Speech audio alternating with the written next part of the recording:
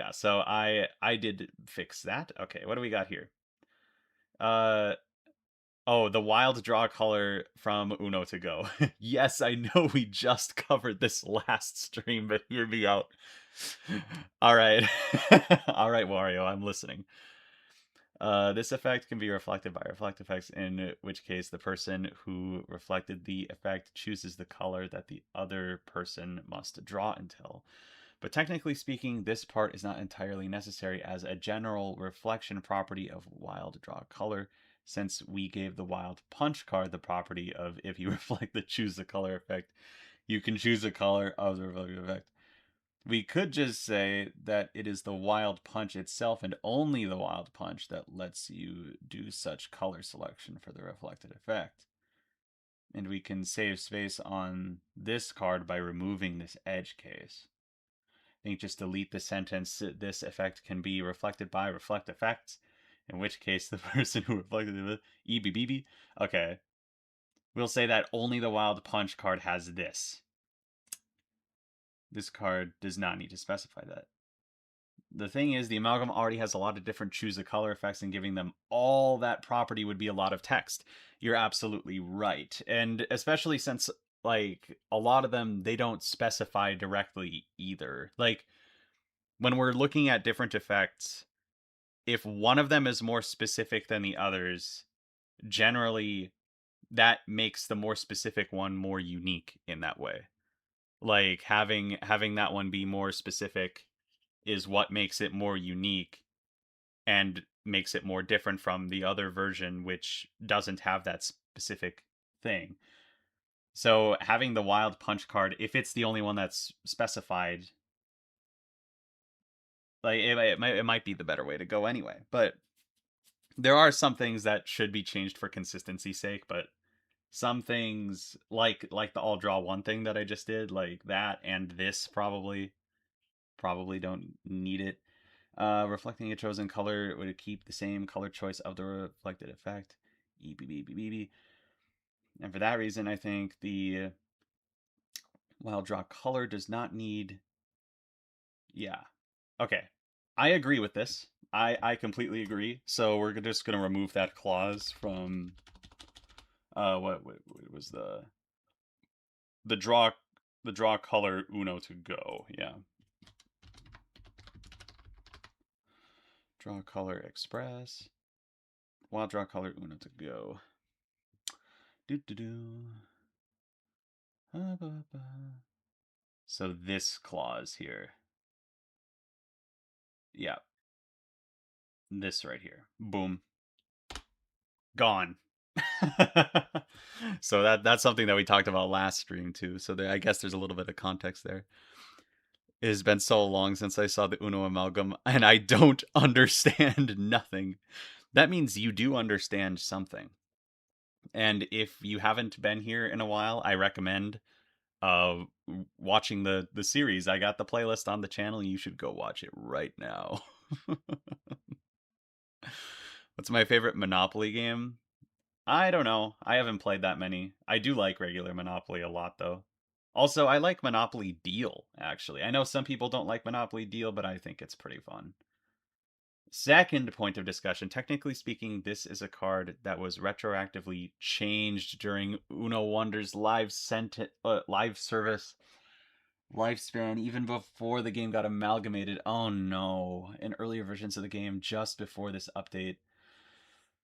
Oh, which means technically speaking, even though the old version of the card without the edge cases no longer exists, there are kind of two versions of the same card. Oh no. No, this is not necessary at all, but it's not entirely necessary. Yeah. No, this is not necessary. I said this in the last stream, but like if a card is going to be updated, or like if an effect gets added onto or whatever post getting added, like, and with this one, I don't know, it could be different, but like typically speaking, I don't want to deal with that. I don't think it deserves its own card either, especially since it's the same card from the same game, but they just had to add more technicalities to it because they added more content. I don't think it's necessary to have an entire new card.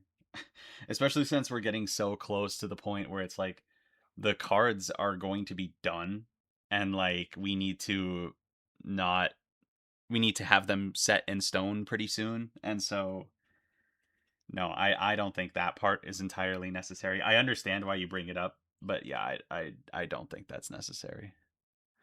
But this was before the game got amalgamated. I know, but that's just I maybe this is just me too, but I have like a bit of bias against um Uno Wonder because it's kind of just it's a slop fest with good mechanics. And we've represented the best mechanics quite well, I would say, like with the trick and with the double colors. I think double colors is probably the best and biggest contribution that Uno Wonder could ever provide.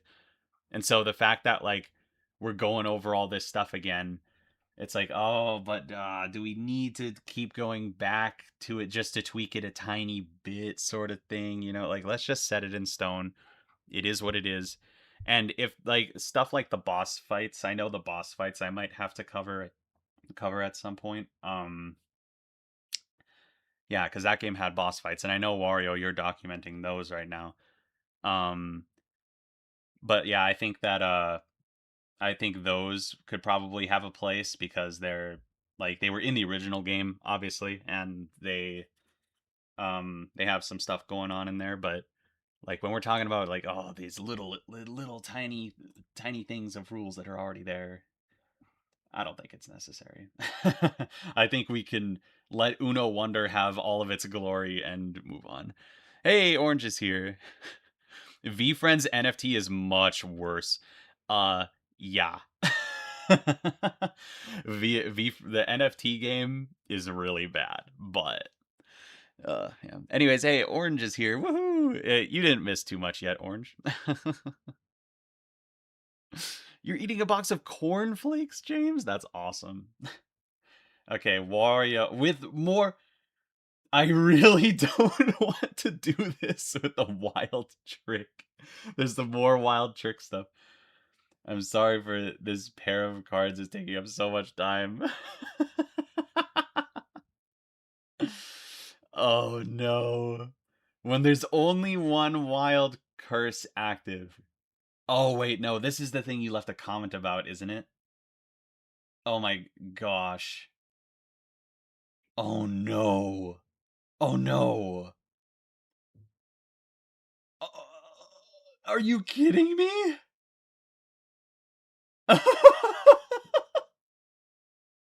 this this is all for the Uno trick? This is all for trick? Hold on, like, let me get a word count on this. Hold on. Like let me Oh my gosh, hold on. I need a word count. Tools word count. 1,184 words. Are you kidding me? Oh. Trust me, dude, I hate this too. Oh my gosh, Uno Wonder is gonna drive me insane. Okay, so I mean, where do I even begin with this? Um, uh, this is crazy. Uh, so this is all edge cases. It's all edge cases depending on whether there are multiple curses active at the same time and whether you voluntarily draw from the pile or whether you are given a draw card, like you're forced to draw cards from a draw card or a draw and tell card. I can't focus at Subway Surfers. So here's the problem. This is the problem with this. If I were to add all of this text, right? If I were to just take all of this text at face value here, this would not fit on a card. Like, this would not fit on a card for sure. All of these properties apply to all versions of the wild trick. This is insane. So I really only see one way of getting all of this text, or just even like the most simplified version of all of this text. Like, if I were to take it and take all of this text, like the thin it out, give it all of the Chemicards game language that is extra picky with how wording goes, right? Like, this, there's no way this would fit on a card even with that. But I think that the only way that this could work is if the wild trick, like all versions of the wild trick, because this apparently applies to all two versions of the wild trick, says something along the lines of, to see this effect, um to see this effect, like, you gotta go to a certain page in the rule book and you gotta read it there. I won't blame you if you just delete the wild trick cards entirely. Uh, yeah. For more information, please see page number of the instructions. So, oh wait, no, there is another potential solution to this, and that would be like having a dedicated portion of the rulebook that's just edge cases, right? Like, have a rulebook, have a dedicated portion of the rulebook that has like specific cards that list edge cases like in their effects right now. I think one that makes that the one that comes to mind immediately is the barrier block, which is the blockade card. Like, that's one of the longest effects in the game right now, but half of it is taken up by edge cases, right? And if we were to just have a dedicated section in the rulebook that was a list of edge cases per card, so like there could be text on the card that says something like, this card contains edge cases or whatever, something like that, maybe simplified, but then you could look up that card in the rulebook to see its edge cases, right? And that would remove text on the card. It would allow all of this stuff, which would never, ever, ever fit on a card, to be present, right? Like, this could be the most accurate representation of a card ever, right? Like, this is everything. Like, this contains a lot. I like, I think that, I don't know, maybe having an edge case portion of the just an edge case portion of the rule book might be the way to go. It's simple, just add a QR code on the card. No. You need to pay for QR codes. There might be a way to condense all this. No way, Wario. No way. No way. There, really? I'm just okay, hold on. I'm gonna read through this a little bit. So, from a fixed amount, you would add 3 cards, and then you draw all the cards at once. Assuming players are using general rule and not house ruling it out. Oh yeah, we have this. Yeah, this is another thing that it may or may not change, because Uno Blast is funny. We can talk about Uno Blast later, assuming it's on this document. But then we have, like, there's so many different combinations of things. Like, we have, like, I'm assuming each of these would have to be like kind of its own paragraph in a way, like drawing for forgetting to say Uno, voluntary drawing. Um, and we have this something, which is an interaction with Uno No Mercy. When multiple curses are active, even just having the text that's like when multiple curses are active and when you voluntarily draw from the draw pile, like having all of those, it wouldn't work. We could make the first jumbo card. Yeah. See, that's one thing that I've actually considered is I've considered making the cards in Chemicards slightly larger than poker size cards, which is what Uno is. I don't know what the actual name for the card type is, but there is a card type that's slightly bigger. And I thought about doing that, but if we could have like I don't know. The main problem is the edge case thing wouldn't apply to every long card, because some long cards like are the multi-outcome dice effect cards. Like some of the longest cards in the game are multi-outcome dice effects. And so like you can't really have like edge there's not edge cases as much in that one. It's just like um it's just straight up this is a long effect. And like every word is necessary, but it's just not going to work. I don't know. I don't know. I'm not. One thing I'm not going to do is I'm not going to actually make the giant Uno sized cards or the world's smallest sized cards. That's just way too much. It's crazy. It'd be too expensive. It'd be far too expensive. Like imagine each card costing like 5 or 6 cards. Kind of crazy. Anyway, so okay, there's a golden wild trick.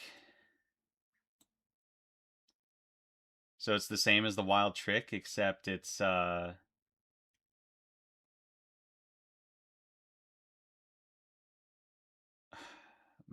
that's kind of crazy. As for this stuff, I mean, obviously leave it in this document, but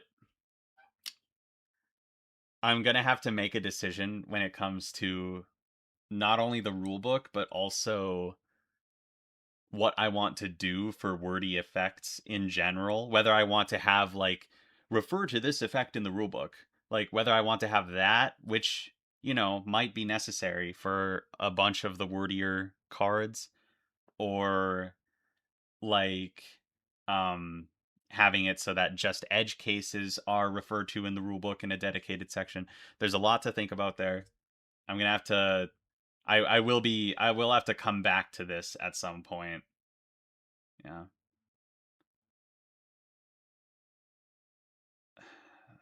Oh, okay. So we have a there's the gold wild trick and the gold wild trick Uno to go. So this one is from mobile. Uh-huh. It's from mobile. Weird. Very similar card, but one that curses the next player in the turn order. Hence, if you play this card, and then the next player in the turn. Oh my gosh. This is insane. Well, I mean, there could just be a gold version of the trick, but that would probably be an expansion card. You're allowed to just delete wild trick cards entirely for the sake of simplification. No, I like them though. I like them mechanically.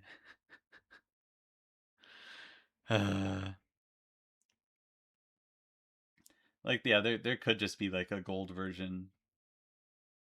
I don't know. Yeah, but this one might be different. We'll see. That could both be triggered. Sorry, Luke, but I had to be thorough with my playtesting observations. Yeah, that's another thing. I'd hate for that to go to waste. That's why I think maybe having an edge case portion of the rulebook would be very beneficial. That's digital Uno for you. Yep. Absolutely. Yeah, and then having the theming be consistent between them as well might be necessary. Uh Good luck with handling all this craziness. How did you type in an emoji? That's crazy. Yeah, we're gonna have to come back to that once I figure out what to do with lengthy cards.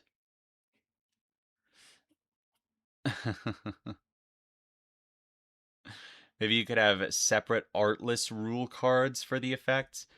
No, not really, because even then I think an effect like that would still have a hard time fitting on the card, but also it would be inconsistent. And also you need to be able to see the art.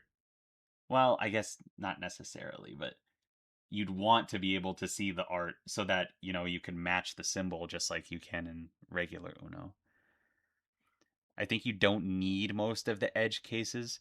Well, no, be careful now. I think you might need some of those edge cases because there's going to be people that will run into those scenarios and then they're going to be like, what do I do? Or like they'll make just a little mistake of whatever and then they'll blame the game for being poorly designed or something like that. I don't know. There are some things that with developer intent, the best window into developer intent is by reading it in the rules. So like we need to be thorough with that kind of thing. uh Please do not try and make a card that is more complicated. Just make those rule cards a lot of card games have, then each player can have one each to refer to. No. No, there's too many rules for a no. There are simply too many rules to have a card that just references specific rules, I guess. The one thing I do want to have is like a turn like a turn summary card or something like that. Um but I don't know about like a card that's just like listing certain effects, especially when they're in the rule book. Like they're going to be in the rule book and they're going to be referred to. The game mode has been added, but the game is still in the eliminations. Ah, whoops. Let's move it. Super light. Oh, super light. Doot.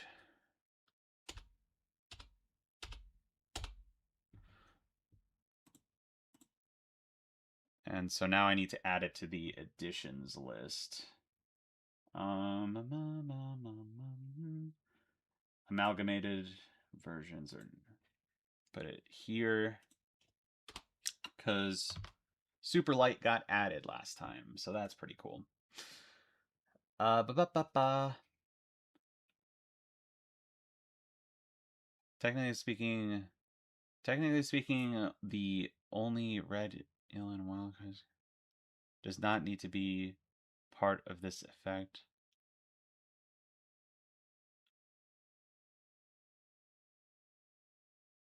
All you need to do is make sure that the hazard diamonds of this card. Oh, yeah. I mean, yeah, no. I have that text. I have that text there just so I remember to put that there in the physical card. That won't be said on the thing, but I need to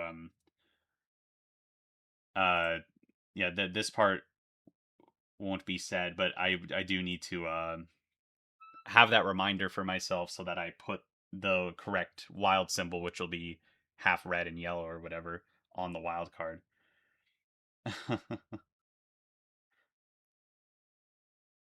Yeah, it's I'm just gonna keep that as is. I know it's a little inconsistent, but that's just that is a temporary thing that will be totally resolved in the final rulebook. So I'm just gonna I'm gonna that'll be fine. Orange is actively editing the doc.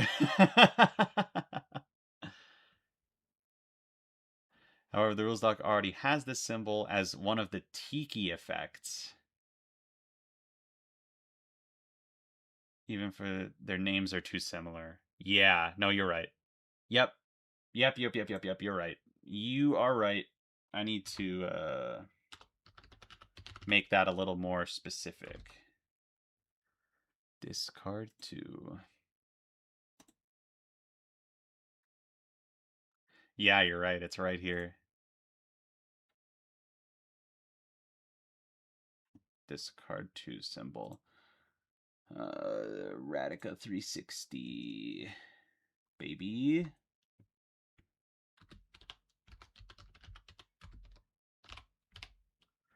There we go. Good catch. Good catch.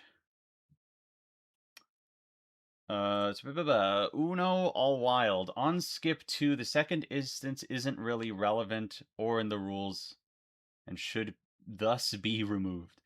Play this card to skip the next 2 players. No, you're so right about this.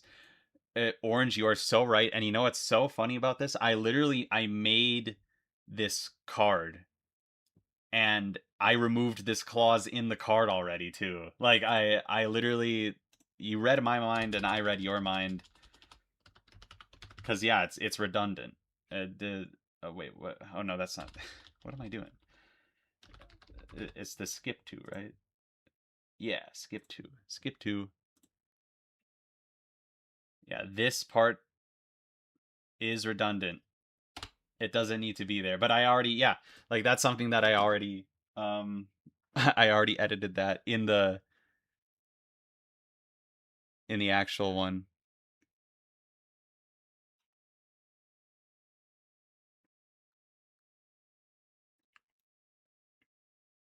Orange, what are you doing in my section? Oh no, the drama in the Uno fandom. All right, what's going on with the slap? Uh, this minigame affects all of your opponents, meaning you and your teammates wouldn't participate. Oh. Mm-hmm. What the heck?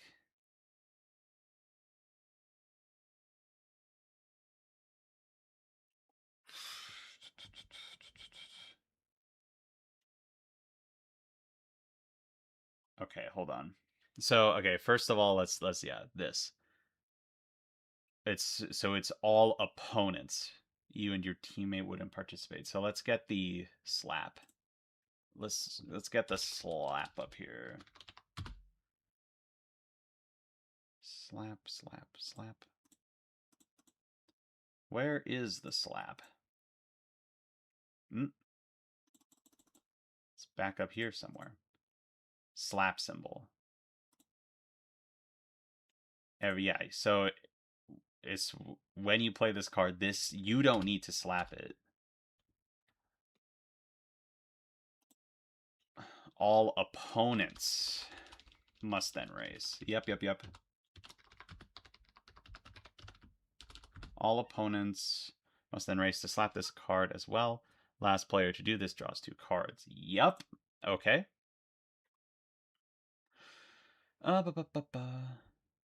This effect also allows you at the bottom to not trigger the minigame.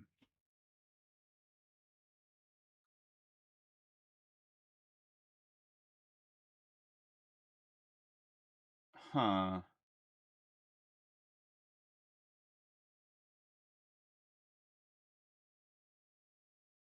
So, but okay, wait.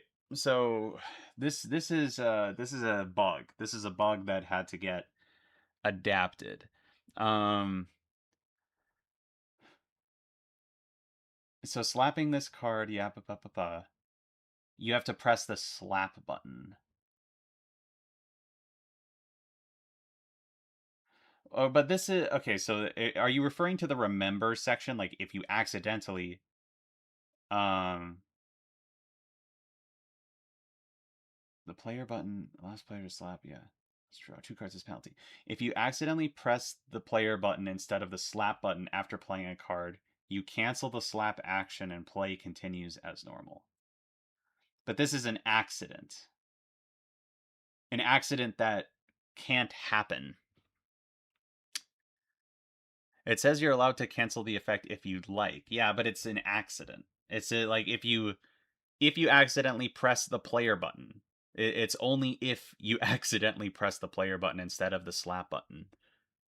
And in Chemicards, there is no buttons. Like there is no way to accidentally do the wrong thing, you know? So like does this really need to be there? Because like if the option was there, it would imply that it was always optional, but it's not always optional. It's only if you accidentally press the player button. But like yeah, in Chemicards that doesn't really exist. You know what I mean? Like yeah, I mean this is a difficult developer intent thing. I mean, obviously the developers never intended for this to be in a game where the Uno Flash bug didn't exist. So there's that. Well, you're allowed to play a wild draw 4 illegally. See, it's so funny. Wait, hold on. Wait, 1 second.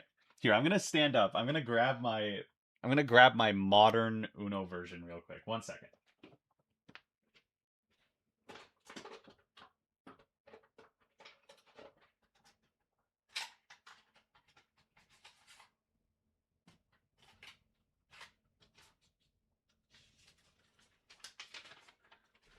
Okay.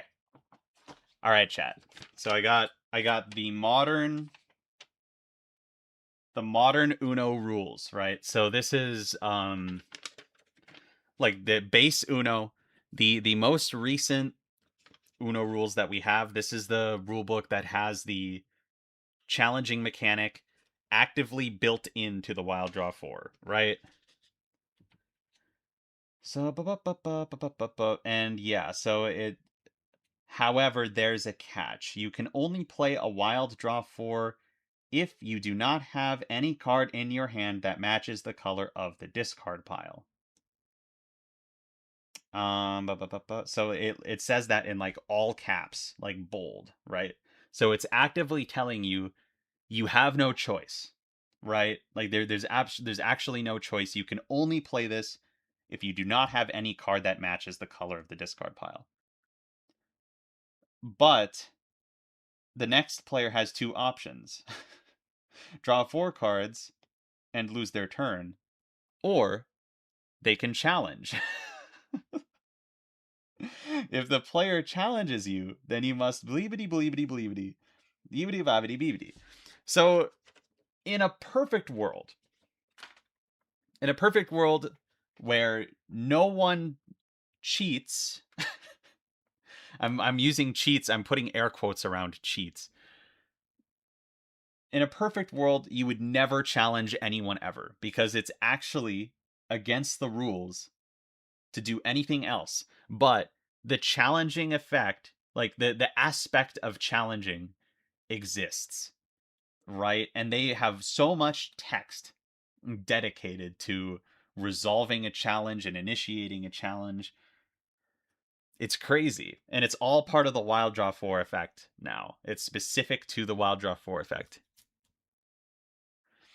No, no, that no, no. I'm not saying that it is cheating. I have cheating in air quotes. Yes, there are plenty effects of that rely on trust. I realize that, but this effect preps for the lack of trust.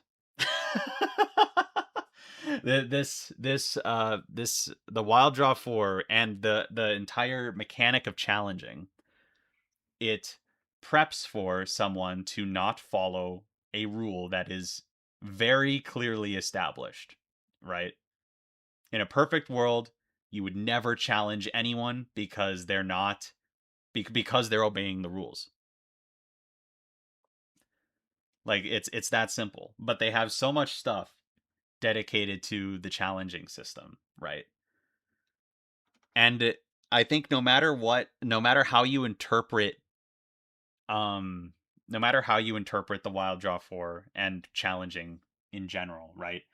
I think we can agree that it's intentional, right? Like if you are choosing to play the wild draw for going like when you have a different option and you're going against the rule, then like it's intentional, right? Like you are breaking a rule. But even in Ubisoft's Uno, you straight up can do it. I know it's that's so true. Ubisoft Uno throws a wrench into so much crap, I swear.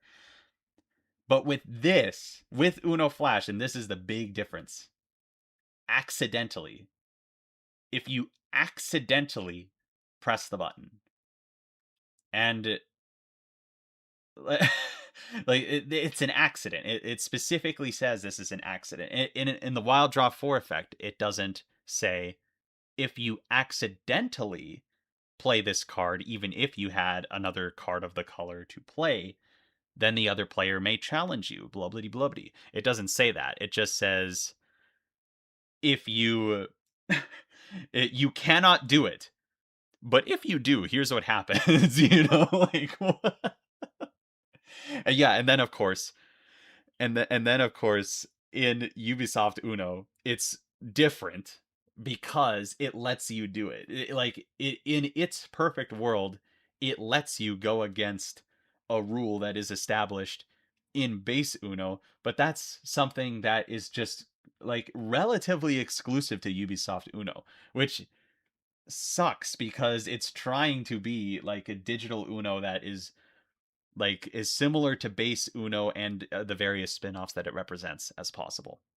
This is turning into such a tangent, I swear, but like this is something that like I've thought way too much about and I need to simply I must talk about it. Simply I must rant about it. But I mean, yeah. I'm I don't know.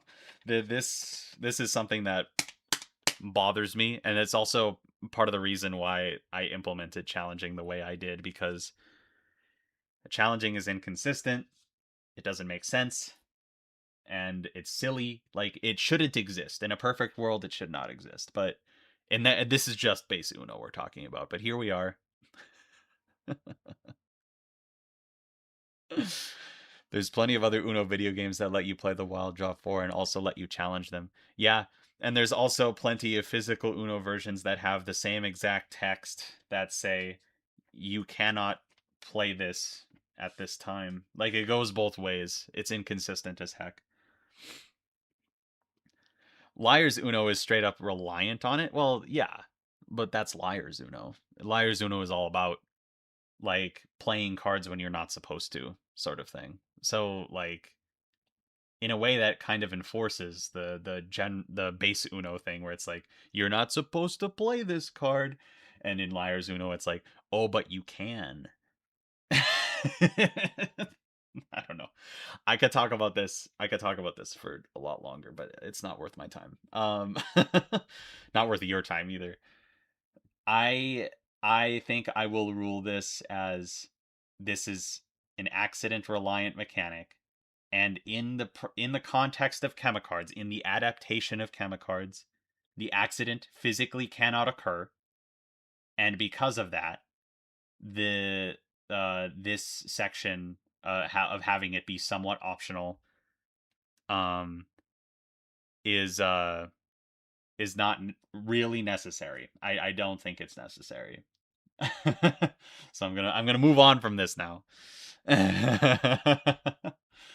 Uno Flash also provides an optional rule that allows you to select an opponent to be hit by the draw X card you play. Oh, so this is an optional rule. Yeah. Okay. Okay. Yeah. Want a little less randomness? It's not randomness.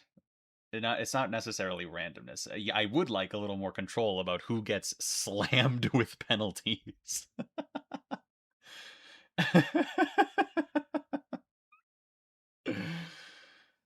So this basically, now you can play one of these action cards. Everyone must agree. Yep. Now when you play one of these action cards,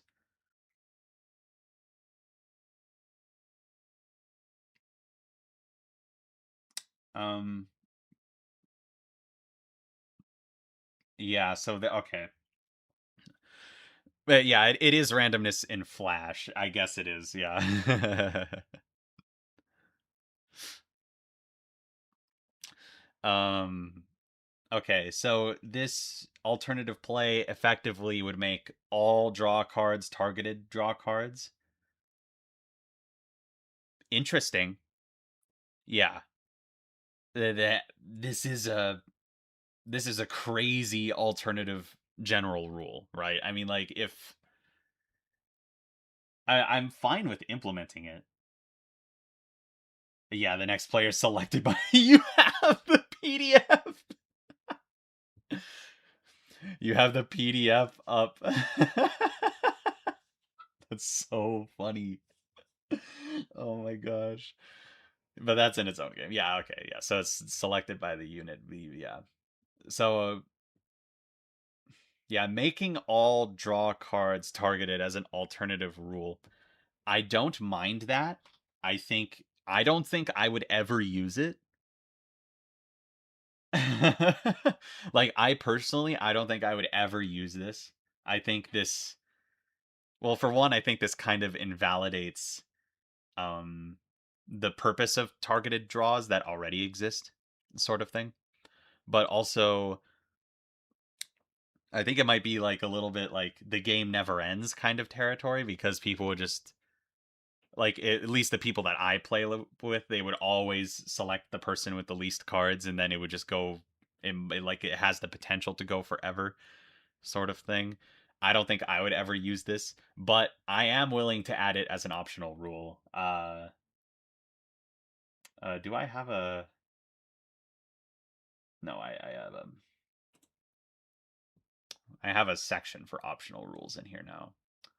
Your turn, playing a card after turn, nation, bean pile, double color, winning, points, optional rules. Yep. All draw cards may be targeted.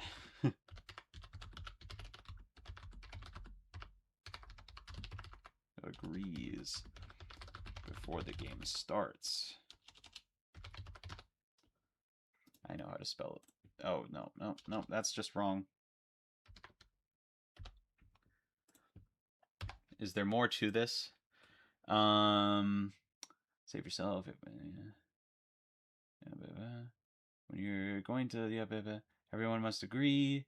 Um, instead of letting you call out the opponent. Oh yeah, and you're writing that. Yeah, opponents.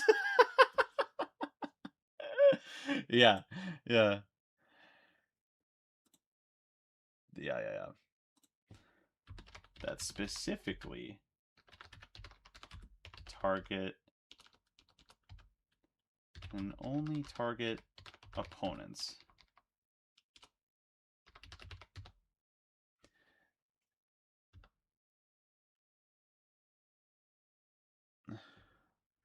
And so don't press. Yep, yeah, okay. So that's basically it. Yeah, so the optional rule is all draw cards may be targeted draw cards that specifically can only target opponents if the group agrees before the game starts. Seems simple enough to me. Oops, all targets. Give it a name. Oh, I should give it a name. A lot of these have names. Um what's this is kind of lame. The alternative play. I'm not gonna call it that. I kind of like oops all targets.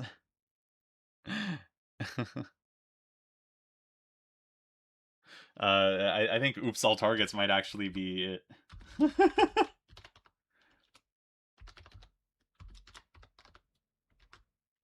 Gave it a name. Oop. Oop. Oops, all targets. Since it doesn't have a fun name. Like, a lot of these alternative rules do have fun names.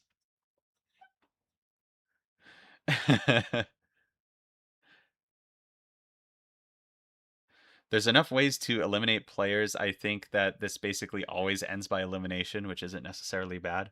I wouldn't be so sure, especially when players have an extra life. And as I found out when I've been playing a decent chunk of Uno Ultimate, it's actually relatively difficult to eliminate people by having their pile run out.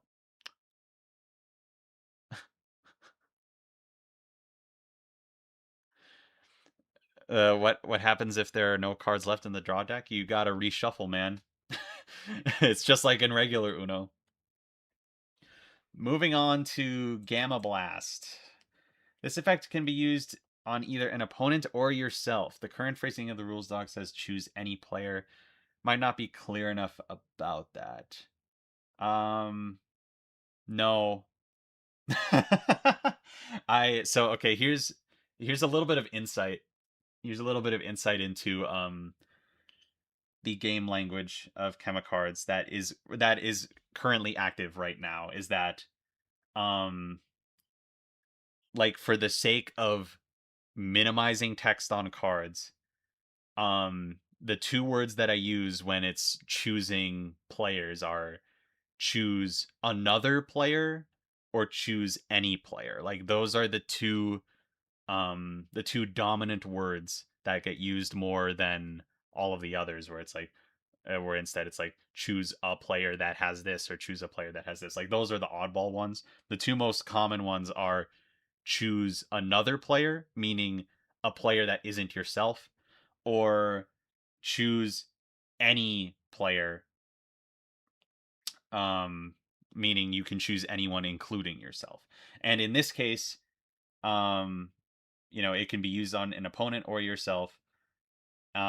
Choose any player. I know I say it in the rules doc, and I don't. That's not this phrasing is not consistent in the rules doc, but it will be consistent in the final game, where, like, if it will say any player instead of another player, and that's just mostly because it's the simplest way to do it. It's the simplest way to say any player. I'm a player. Like, I could pick myself.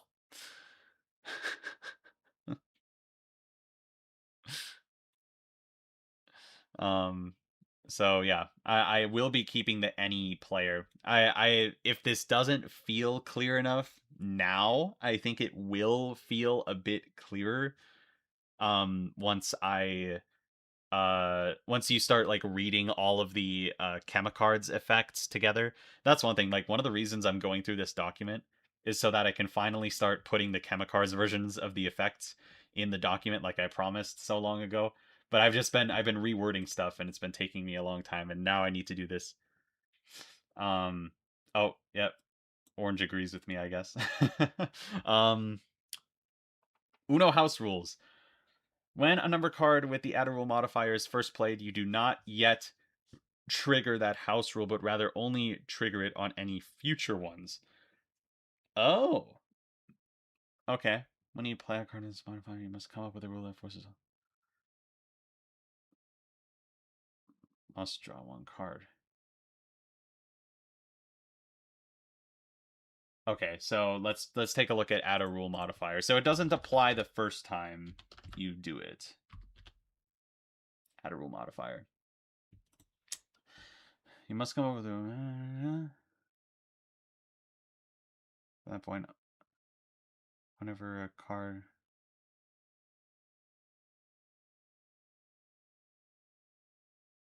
Draws.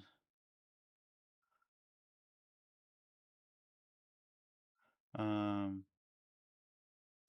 Whenever a card with the same number is played, the action must be performed by everyone again. The same punishment applies.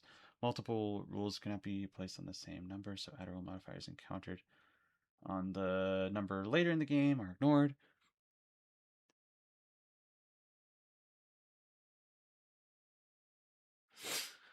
Okay, so yeah, basically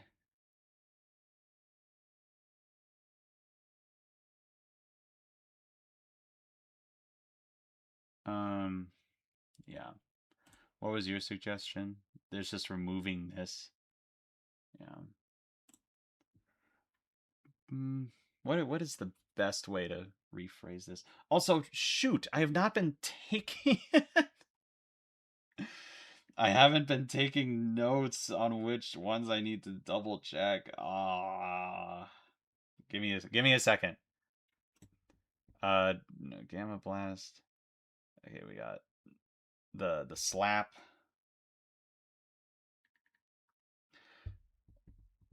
We got that.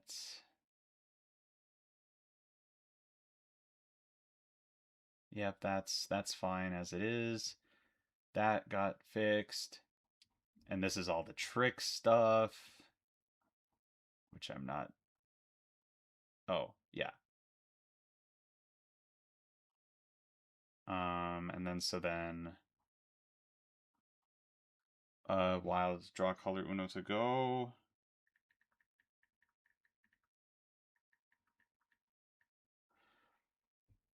And then this. Yeah. Okay. So, all right, I'm caught up. Luke's greatest enemy, forgetting to take notes. I can reread the document. Yeah, no, that's true. But I like having it in multiple places on my phone too. Anyways, what was that? How will you handle character balancing? I'm working on it. I changed burning. Oh, I mean, it's a little bit different, but um there we'll see. Um I if it comes up in this document, I'll talk about it more in depth, but that's too long of a topic for me to get into because Uno Ultimate is a whole can of worms. Anyway, so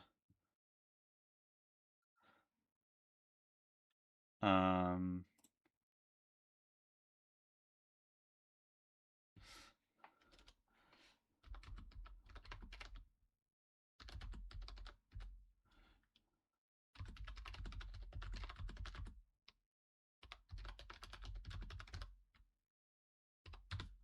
hmm, this is not um but this would it be a yeah, this rule is not performed now. Yeah. There we go. I think that's pretty clear. Pretty clear.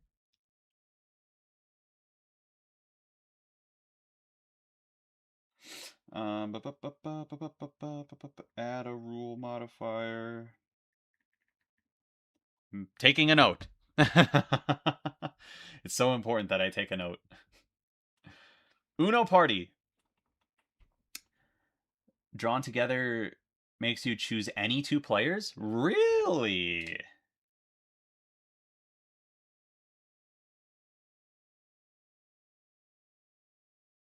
Okay. Well, I can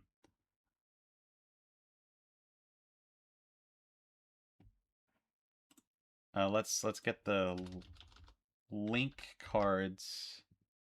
Yeah. Um Drawn together. Place the link cards in front of place the link cards in front of any two players.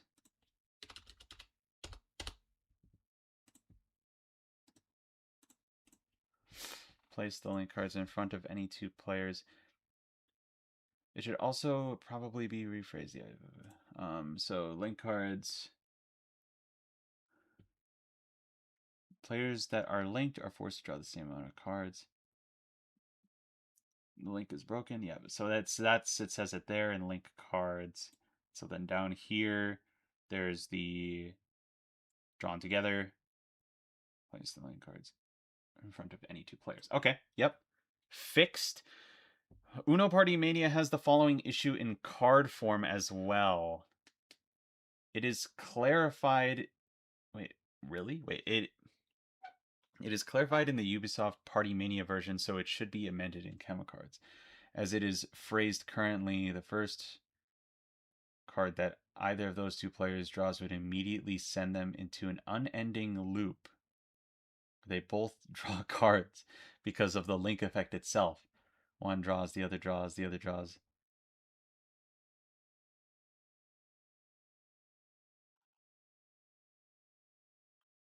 So the effect should note it excludes the cards drawn by being linked.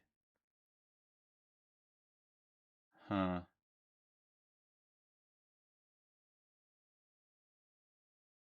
Weird. This is interesting. So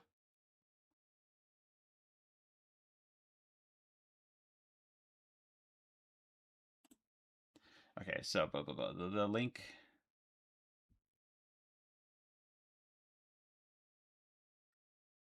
players that are linked.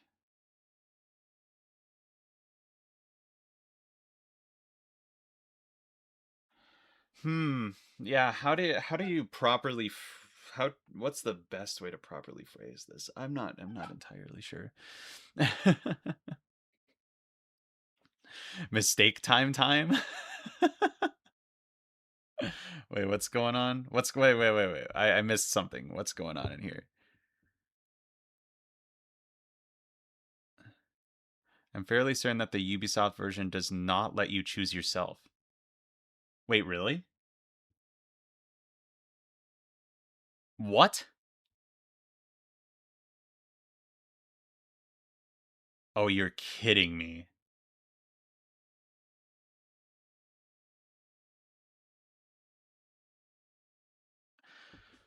Oh no. Okay, so shoot, dude. If the link cards from Uno Party Mania and the link cards from Uno Party are different, then something is up. Here, 1 second. I'm gonna grab my personal copy of Uno Party, and I can't wait to read the rules directly from it.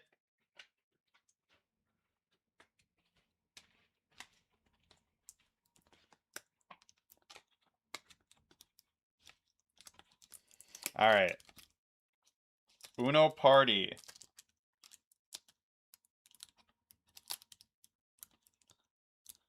This is the real deal Uno Party. The modern re-release. There's nothing in the rules against it. Well, I'm just gonna confirm. I'm gonna look at the rules and I'm gonna be like, all right, let's confirm. Brand new, fresh copy of Uno Party. Let's see. Let's see what the link cards have to say. Oh, do you like that? The instruction manual ASMR? Holy. Drawn together. When you play this card, select two players. It just says select two players, not two other players. And place the link card in front of both of them. Then choose the color that continues play. Moving forward, every time one of these players must draw cards, the other player draws the same amount. If two players are already linked, choose two new players. The drawn together link ends when the point taken card is played. Yep.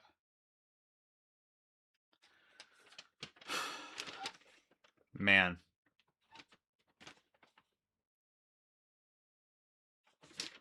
Yep. This is it. Yep. I have that exact text. That's the exact text that it says. So therefore what? Therefore more ancient texts. uh, on the Mattel website, yep.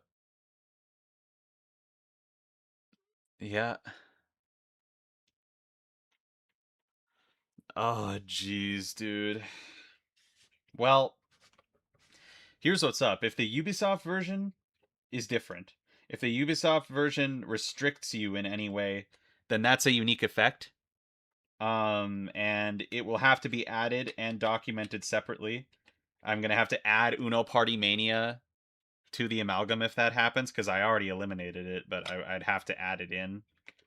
So if we get confirmation on that, then I will add it. But until then, yeah. How long has it been since you started this monstrosity? Like between a year and a half and 2 years ago. I don't know. So yeah.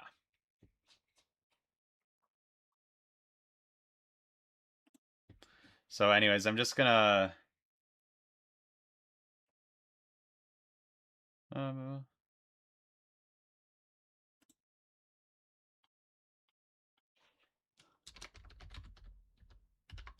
this excludes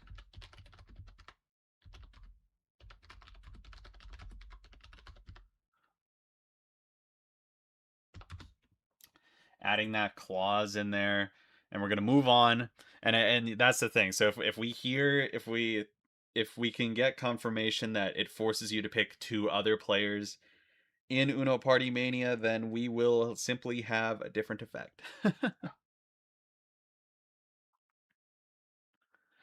You could put the clarification on the link cards themselves.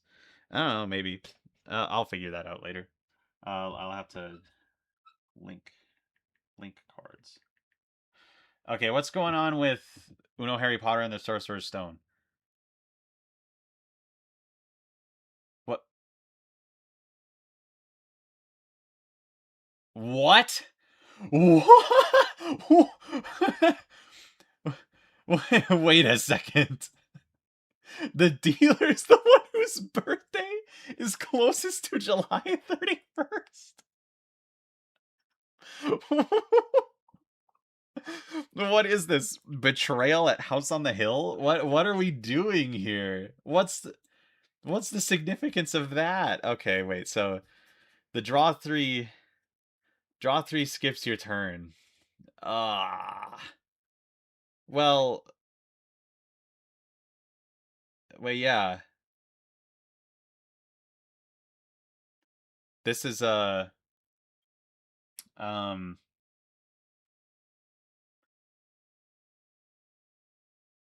oh yeah, this is a regular draw 3, not a it's a color to draw 3, not a wild to draw 3. I see. Is that do we have that in the document? It's here. It's this one. So specifically the draw 3, it's the regular draw 3 that skips your turn. So therefore this is unique because it's a colored one.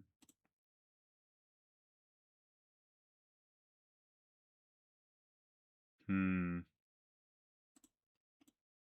Yeah. Regular draw 3 just has to be amended. Oops. Didn't mean to do that.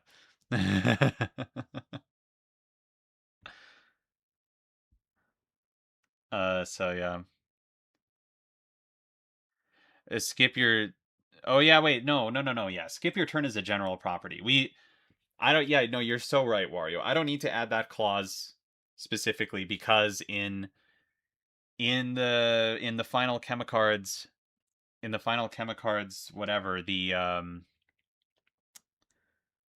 I know it's wild. No, it's wild draw that skip your turn. You're it's blah blah blah blah blah blah. Wild draws skip your turn, right? What I can't even remember my own rules because there's too many rules, man. I've been working on this game for too long. I really need to get this thing done. I really need to get this thing done. Uh, out of turn elimination day to day. Well,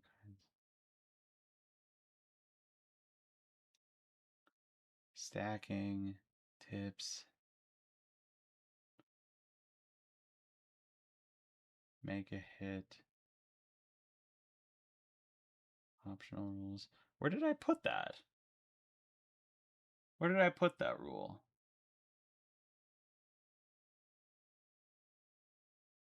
Where did I put it? Or did I not put it in? Maybe I didn't even put it in.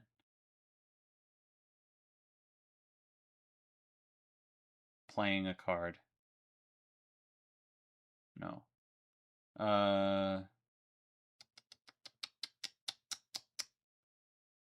Yeah, yeah, wait, no.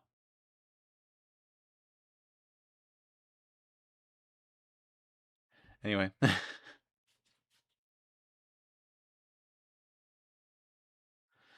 Okay, wait, so hold on. What did I talk about?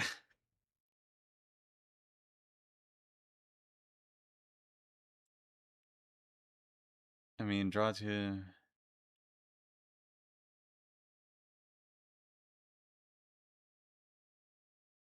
Once you're done, once you're done, you're gonna have to get into expansions. Yeah, but it'll be less work. I'll get to take breaks.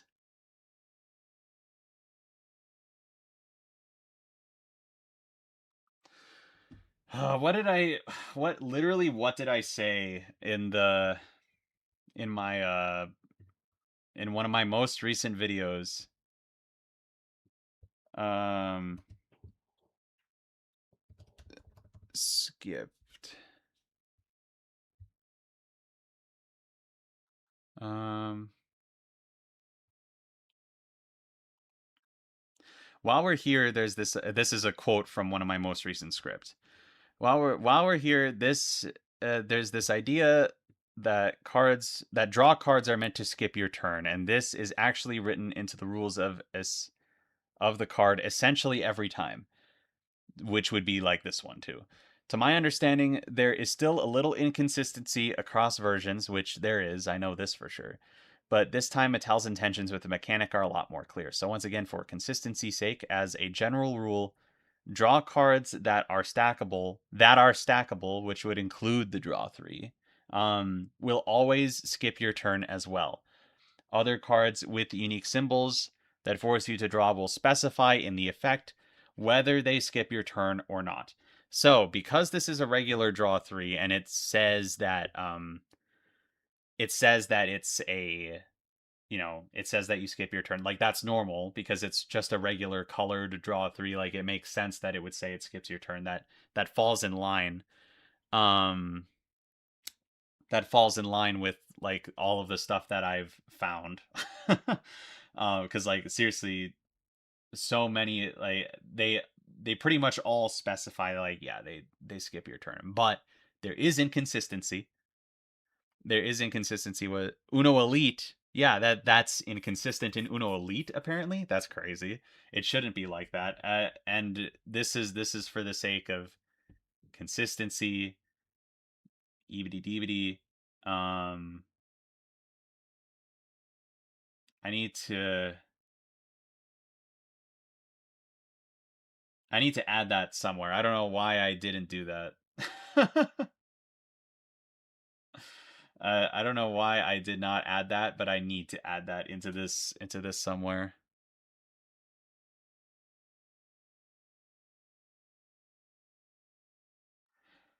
Yeah, so there are some cards like cards that are not stackable draw cards. They specify whether you skip your turn or not because they're unique effects. But with stackable draw cards specifically, I wanted to be consistent because it is inconsistent across versions. Um uh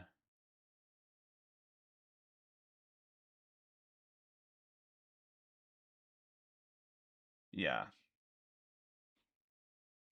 So here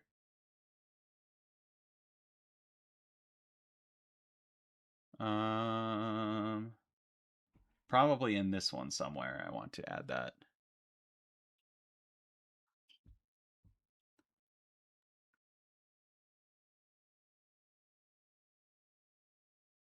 And probably in symbols. Oh,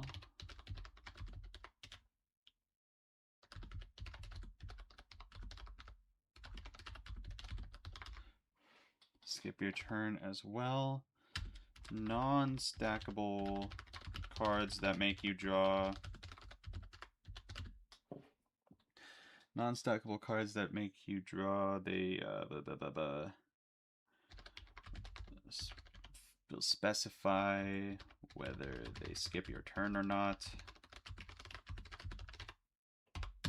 There we go. We got that in there. So that clarifies this.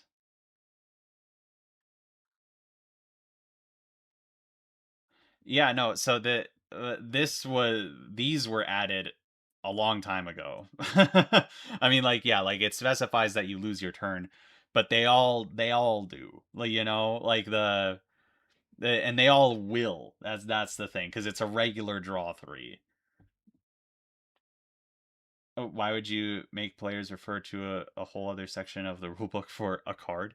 Because it's a general rule, but also that card type already has general rules associated with it as well. It'll all go in the same section because the stackable draw cards are already going to have a whole section dedicated to stacking. I'm not going to describe stacking in every single stackable card because that would be ridiculous. And like it's going to be the same principle here, like right underneath stacking there's going to be that clause about getting your turn skipped and stuff like that. Um so yeah, that's already decided. um I'm Yeah, it's gonna be that way. I just forgot to add it to the rules doc apparently. But here, this is a weird one. I'm pretty sure I already have a rule for choosing the dealer.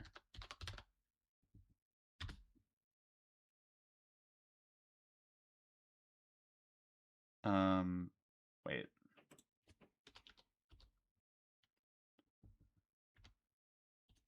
D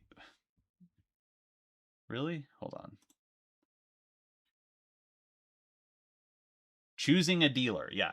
At the start of the game, all players must draw a card off the top of the unshuffled pile. And the player with the highest number is the dealer and is responsible for shuffling the deck and dealing 7 cards. So,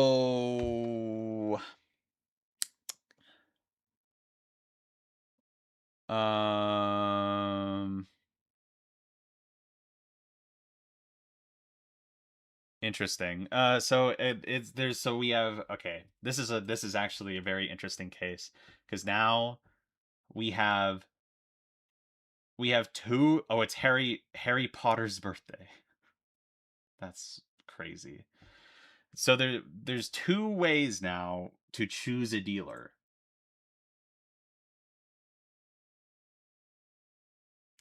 Do we just make one of them an optional rule, or do we just go with the cooler one, that being this one, the one that's more standardized and less random? I mean, because like we already have a yeah, like we already have a rule designated for um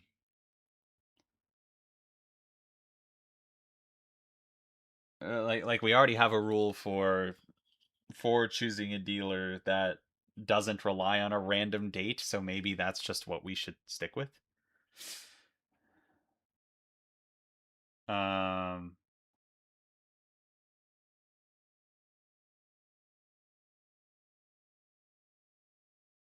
yeah, I mean, I don't know. This is kind of a tough one. Like we could make it optional where it's just like instead of doing this, you could also choose the dealer by selecting a random day. Like basically like it would be this. It would just be this, but it wouldn't specify that it's Harry Potter's birthday or whatever. Um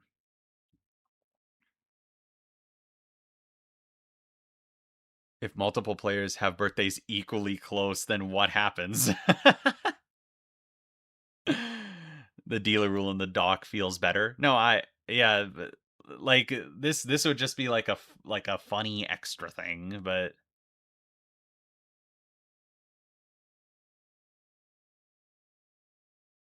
hmm. tiebreaker. Well, no, wait. It would be. It could be a tiebreaker, maybe. Yeah. No, it could be a tiebreaker. That's actually so good. Wait, it could be a tiebreaker because people could draw the the same value on the top of the card. Yeah. No. That's perfect actually. That I think that it could be a tiebreaker clause. That could work really well. If there's a tie, if there's a tie for the highest value, uh oh, it's number specifically, I guess, but whatever. I'm so used to writing value, I got brain rot.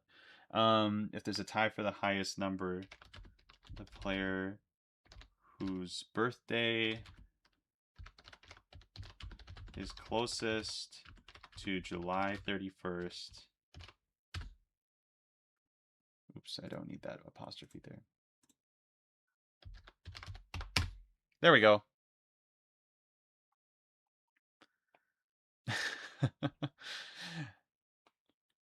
Oh, hey, what's up? What's up, Margie? What's up? No, that was a pretty good tiebreaker thing. That's to be good. Um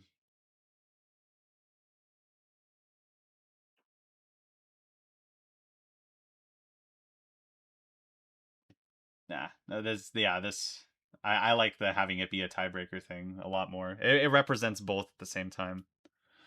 The showdown modifiers should involve the player next in turn order instead, not the one on your left. Is that so? Is that so? Okay, I trust that.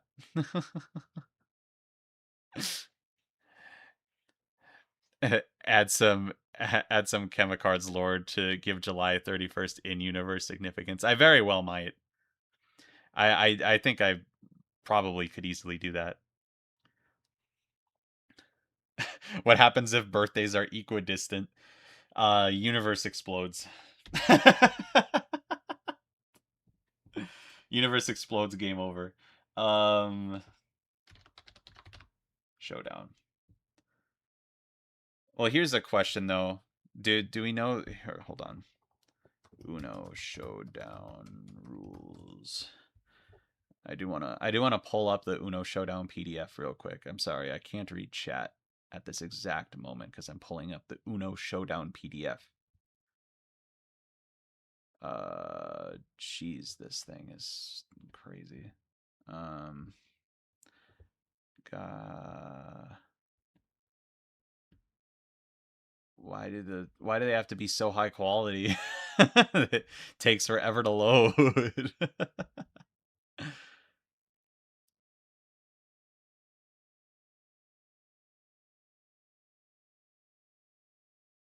um,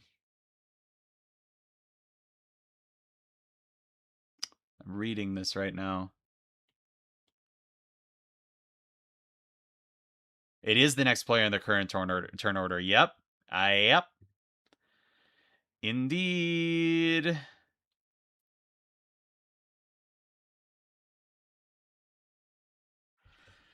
Indeed, indeed, indeed. All right. Oh my gosh. You just do you have like 100 tabs open and like you just like copy paste the images, right? Like that's fine. So cool. uh all right. Let's get the showdown modifiers. Where are they at? Showdown 1 and 2. That's what we're looking for. Um with the next player in the turn order. Yep. So that's what it is. The next player in the turn order.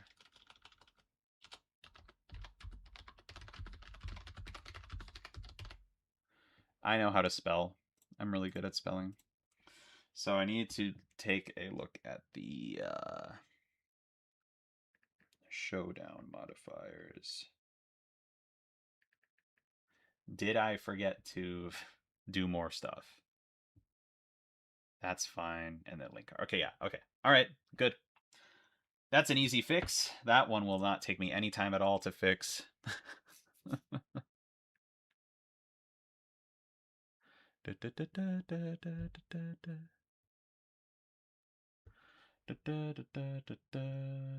So next up is Ono 99.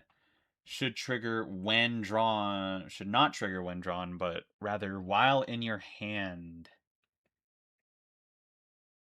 Yeah. Yes. Correct. Ono 99.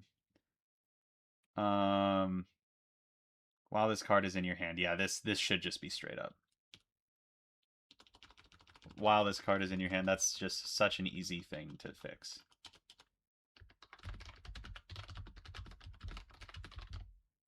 While this card is in your hand. Ono 99. It wouldn't surprise me if I had already made that fix in the cards. Because that just seems like such an obvious one, but I don't know. Maybe I didn't. And if I did, I'll fix it. Yep. Okay, Uno Dare. There's a rule that forces players to reply when prompted to during speech alteration dares or fail their dare as shown. Oh boy.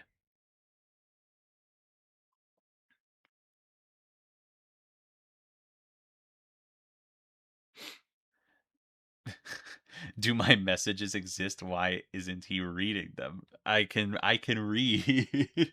There's like 10 seconds of latency or something like that though. I didn't call you Margie. I called my friend Margie who's also in the chat.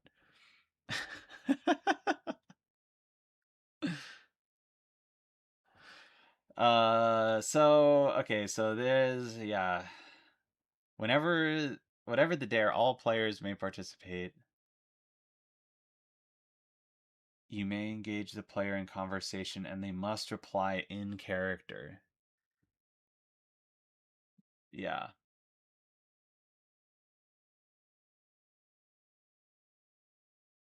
Since it's also a modifier. The dare do not okay. Let's get the regular dare effect up now.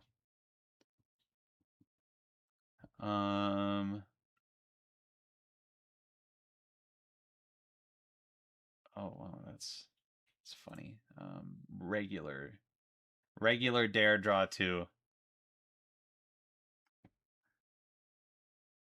If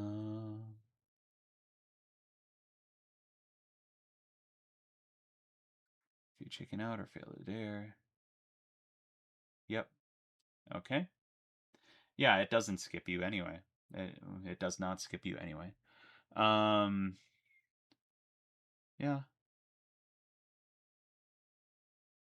So there just needs to be this clause.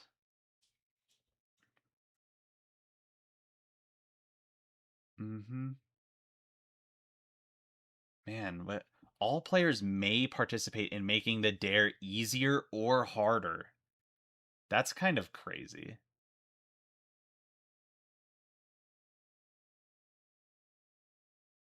Would this apply to I guess this would just apply to regular dares, right? This would just be a regular dare thing. So in which case it would go here in the dare in the dare modifier. Yeah.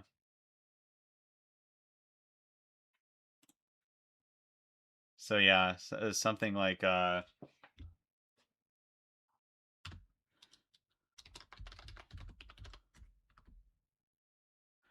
players what does it say that they can do? They can participate in making the dare easier or harder.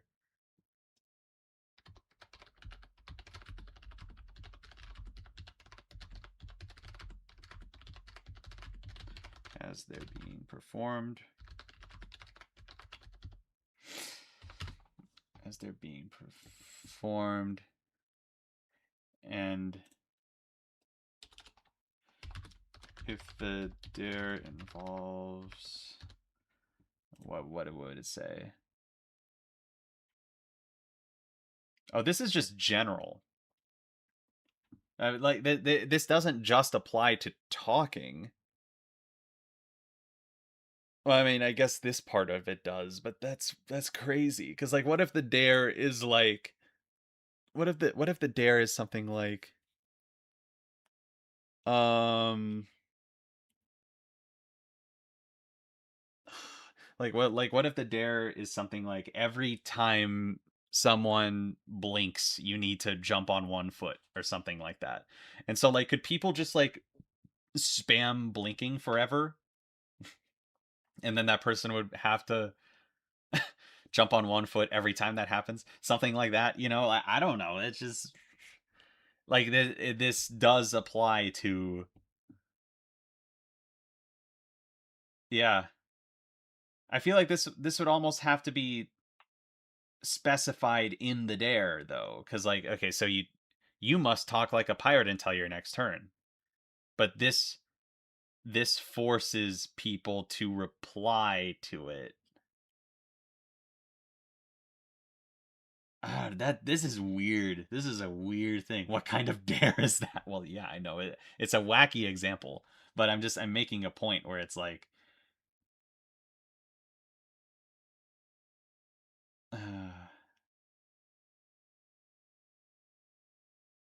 yeah. I mean, the like it does specify the talking thing, I guess. If a dare involves talking a certain way,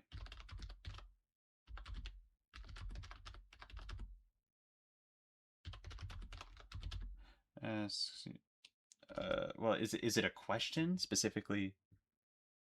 Or engage in conversation, and someone engages in conversation with you.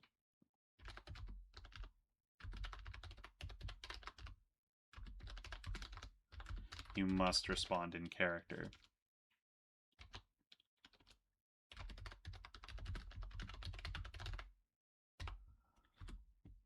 That's kind of crazy.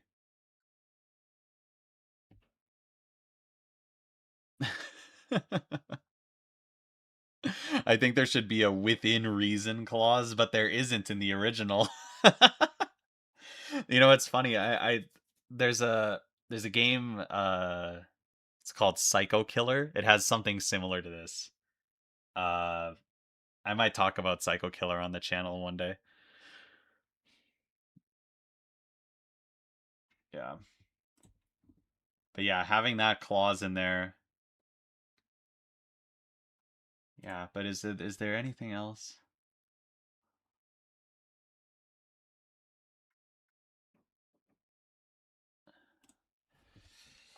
Players anticipate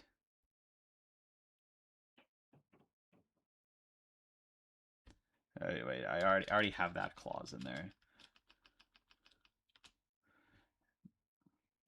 Being performed. Yeah. I'm just gonna leave it at that. This is a weird thing. What do we even define as engaging conversation? I had to add this rule actually relatively recently. That some here, let me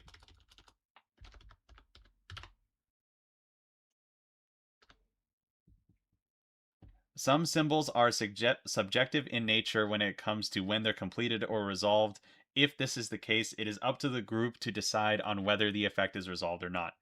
I had to add that rule recently because there's stuff like that in the dares and whatever. Like it, I had to add that because otherwise, yeah, there would be a lot of like, what do we define as? And then there's a lot of like rules lawyering and whatever. But yeah, the Jimmy from Seinfeld has the same thing. Actually, this isn't even out of place.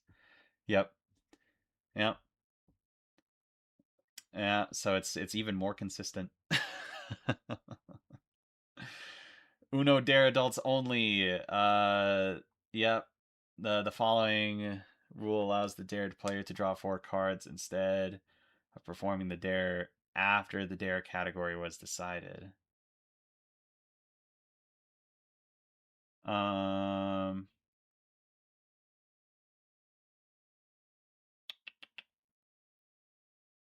okay. So yeah, chickening out. Didn't I put that in or did I not put that in? Hold on. Maybe I didn't. I did not. Oh wow, I did not. Yeah, so the regular Dare 2 has the chicken out. Imitate a chicken until your next turn. If you chicken out, that's in regular Uno Truth. Yeah, so okay.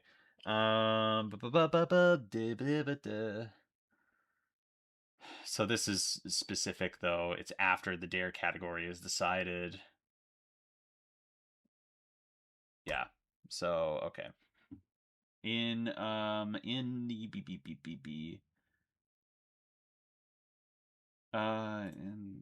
new symbols here. Use a D10 to select an option. So now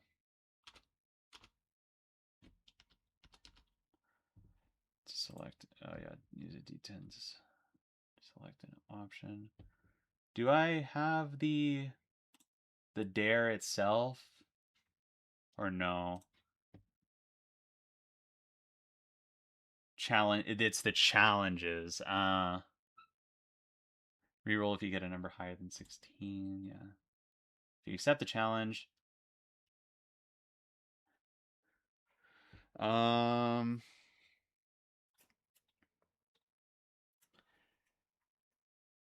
well, wait a minute. Hold on.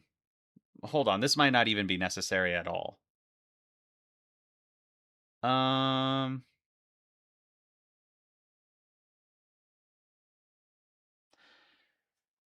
because okay, so in Uno Dare, the following rule allows dared players.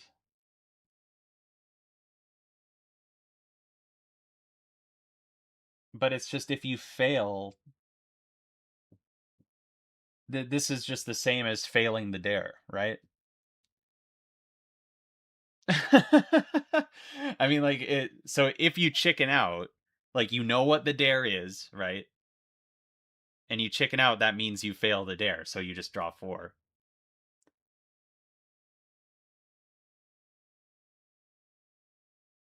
Like you don't even like you don't really need the chickening out clause as much because if you just refuse to do it, that would count as failing it. So even after you knew what it was, you just draw 4 anyway. Because in here, yep. Wait, no, here.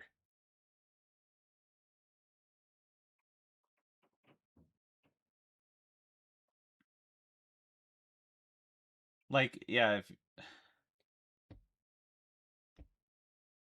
uh,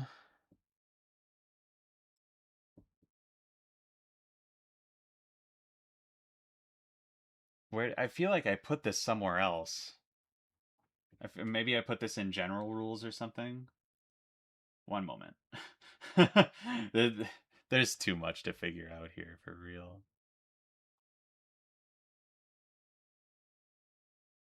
Not an optional rules. Winning.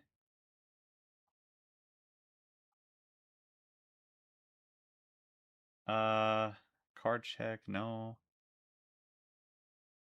maybe not. Maybe I didn't put it here. Huh. You kind of do need it.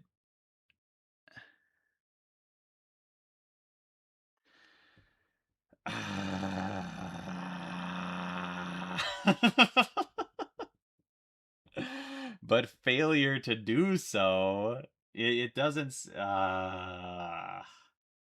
Man.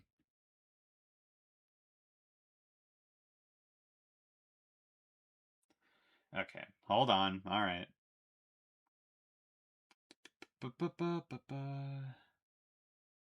So I'm going to put it in here.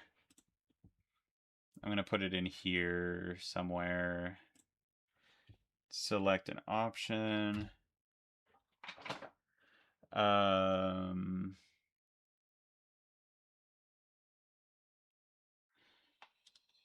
If you roll a, it would be a 7, an 8, or a 9, or a 10, I guess. If you roll a number that involves a challenge,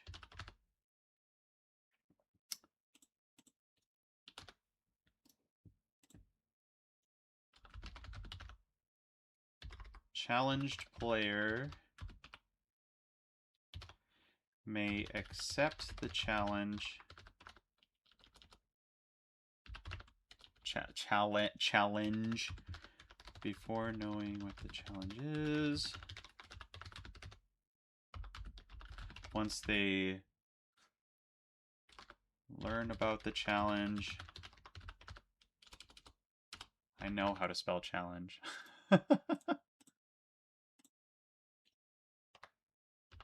Once they learn about the challenge, they may chicken out and draw 4 as a penalty.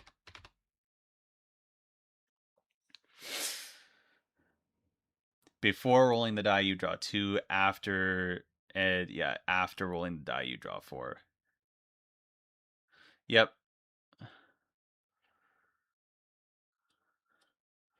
So we got this in here.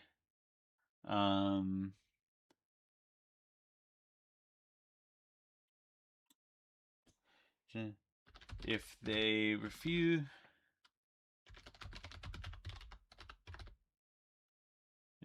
the challenge, must draw 2.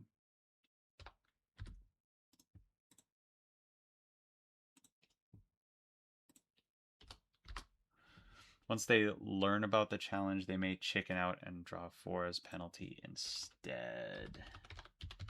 There we go. There we go.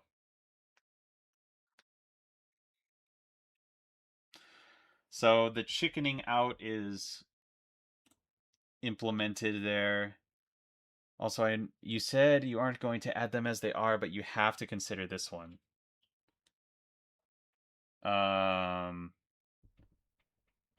Say nice things about politicians for 30 seconds. It might be the only way to ever relate back to nonpartisan, and it is a really cool interaction. Yeah. No, you're right. I will keep that one. I will keep say nice things about politicians for 30 seconds. That's not explicit. I don't think that's explicit. Oh, this is from this isn't from this is from the other one. Oh, this isn't from adults only. Oh wait, maybe it is. It is censored.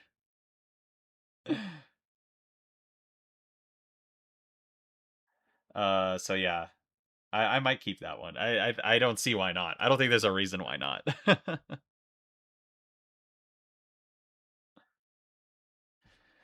This is from, oh, it is from, yeah, so it is from adults only for sure. Yeah, because it's censored. Yeah. No, I when it comes to the challenges from Uno Dare adults only, I am going to keep as many of them as possible. Like proposing marriage and chasing your dog, chasing your tail, and whatever. Um, but like, yeah, this say nice things about politicians. That's definitely staying. Like this, it's not explicit, so it can stay.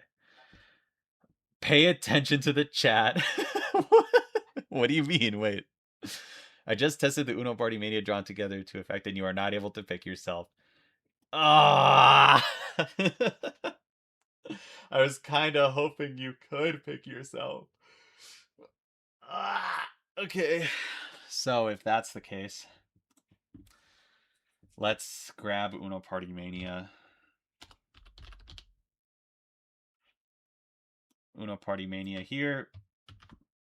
we bring it up. Bring it up to here. We're gonna add it right now. So we got a new link card. A new link card and a new way it works.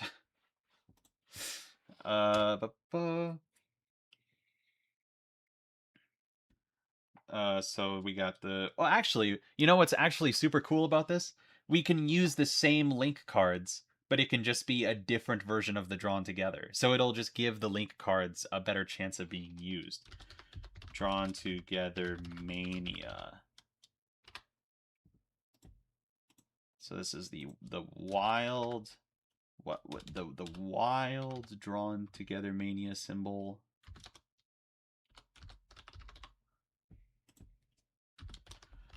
When you play this card, choose two other players and place the link cards in front of them. Boom. There we go. Sorry, but you gotta be concise. Can't the link cards be the same? Yeah. I don't think we need to replace the link cards just to... Yeah, exactly. So we got a brand new drawn together. Brand new drawn together, and we got the same link cards. It's fine. Boom. I like it.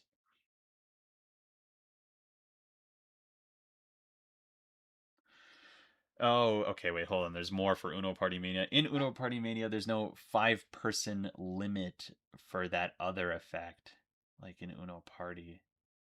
It's going to cover that, but whatever. What?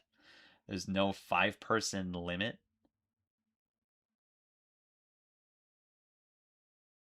for that other effect? Hold on. What other effect? We got the link cards. Not the direction tracker.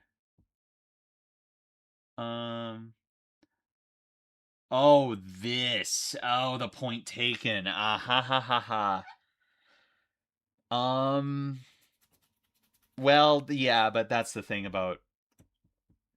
No, I think this is a but whatever situation because in Uno Party Mania the max player count is 4. So it just doesn't even apply there. So I don't see a reason to change that. That is a but whatever situation. Uno H2O. The last outcome should have the discarding of 2 cards be optional. Okay.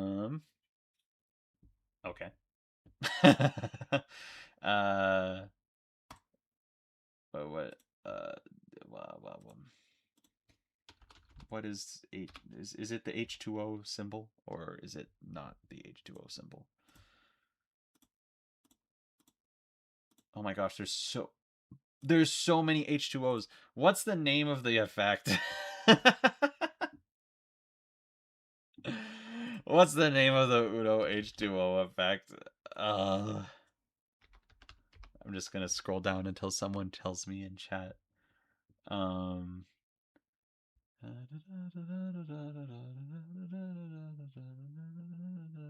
Whirlpool. I found it. Whirlpool. So okay. So what are we doing? You may discard 2. You may discard. Yeah. So it's you may. Whirlpool. Oh, good job. Thanks, Orange. We gotta check out. We gotta get the Whirlpool there. Draw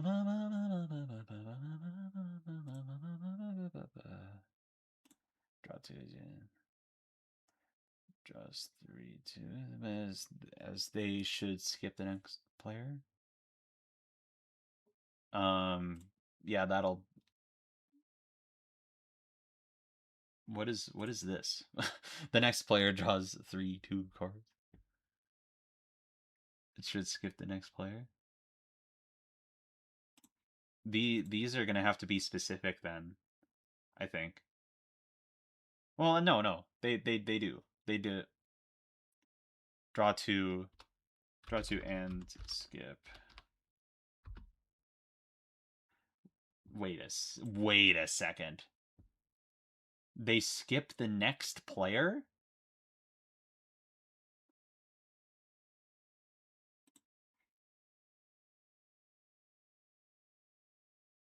Oh, yeah. No, yeah. Now I understand. Next player draws two. Oh my gosh, that one took me a second. That one took me a second because I needed to remember how the that next player draws three. Needed to remember how this stuff worked, how the whirlpool worked, how its notation was. Got whirlpool there written down. Good. Blocus shuffle or Blockus shuffle. I don't know how to pronounce it. The draw two is completely different in this edition.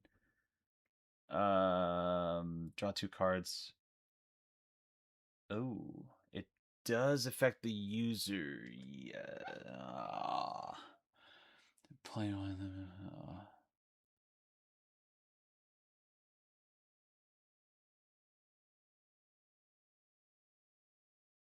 Oh.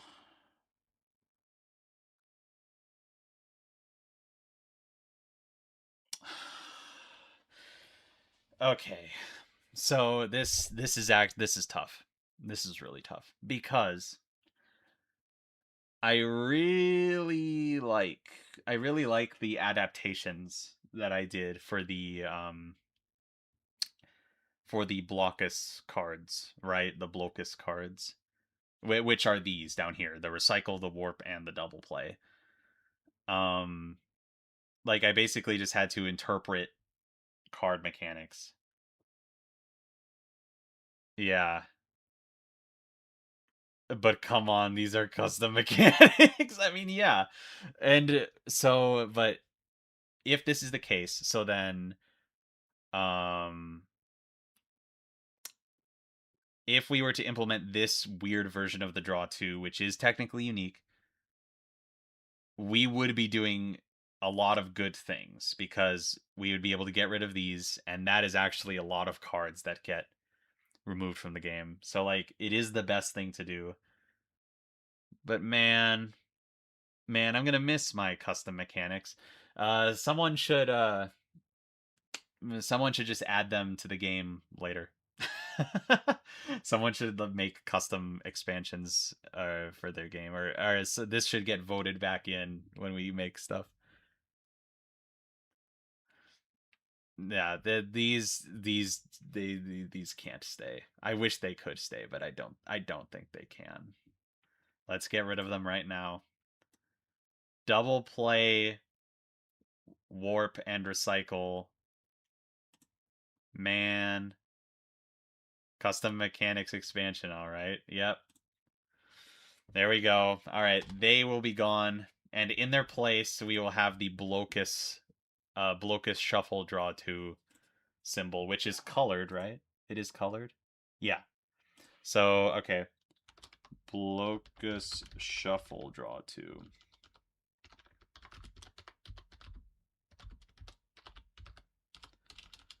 symbol. And then, so what is this? Draw two cards, and then play one of them and put the other at the bottom of your draw pile, which would be just the draw pile in this case. Um, so it's draw two and play one of the drawn cards. Place the other drawn card at the bottom of the draw pile.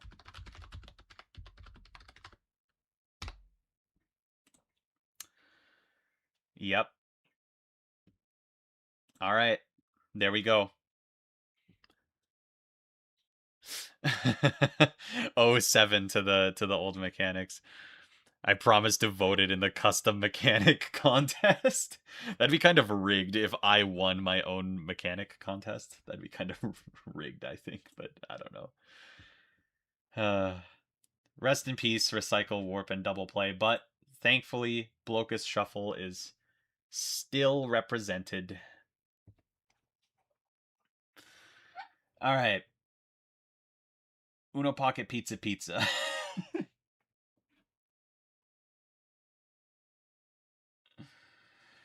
uh yeah. Please do not remove stuff from this document. I will be coming back to this document. Uno Pocket Pizza Pizza. Steal a slice should only affect the next player and only says you pass them a card from the deck and not view it, meaning you would be taking a card from the draw pile without looking at it.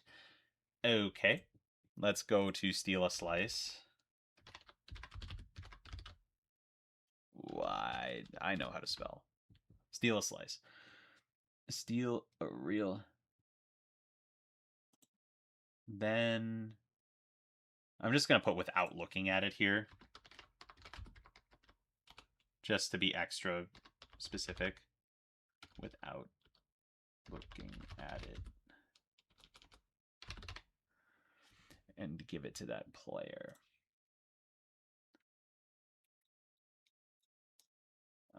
Yep. All right. We gotta change the steal a slice later.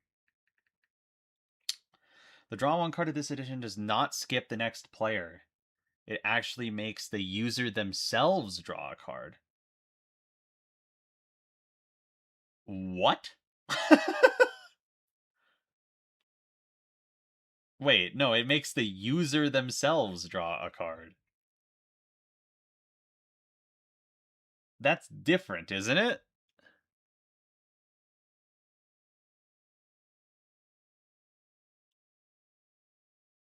Uh...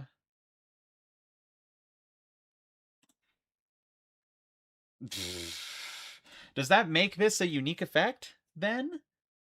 Because if it yeah, it's just you play this and you pick up one card, or in this case draw one card, so it doesn't.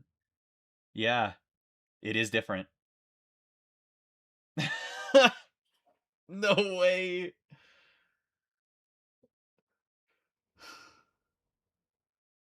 Was it just standardized? Okay, but this isn't a regular draw card, is it? Because draw cards, I know that. Okay, so this is a draw card that makes you draw cards. The standardized draw cards are cards that are stackable and cards that just have the regular draw symbol on them. And I know that this one, it is supposed to be draw a card. Yeah, like you're the one picking up the card. That makes this different from like the regular draw stack. You know what I mean? It's the self draw one. It's like the own goal. It's like the own goal, and that card isn't stackable. You know, like this is similar in that way. But it also has the +1 icon. That does not matter to me. The artwork that they use is not representative of the effect, because there are tons of cards that have the same card artwork, but they have different effects. We don't need to even go over that. This is just a unique effect straight up. So if this is the case, the draw one pizza or whatever we want to call it. What's it actually called? It's just called the +1 pizza. But yeah, I'm just gonna call it the draw one pizza. Is this wild? It's not wild. It's not wild. Draw one pizza symbol. Not wild. And then so when you play this card, draw one.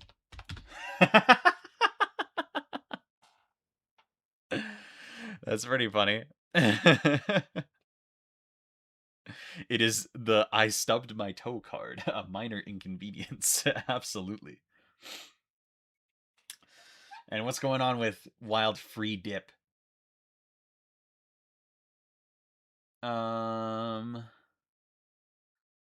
Reverse direction or skip a turn and then choose the color.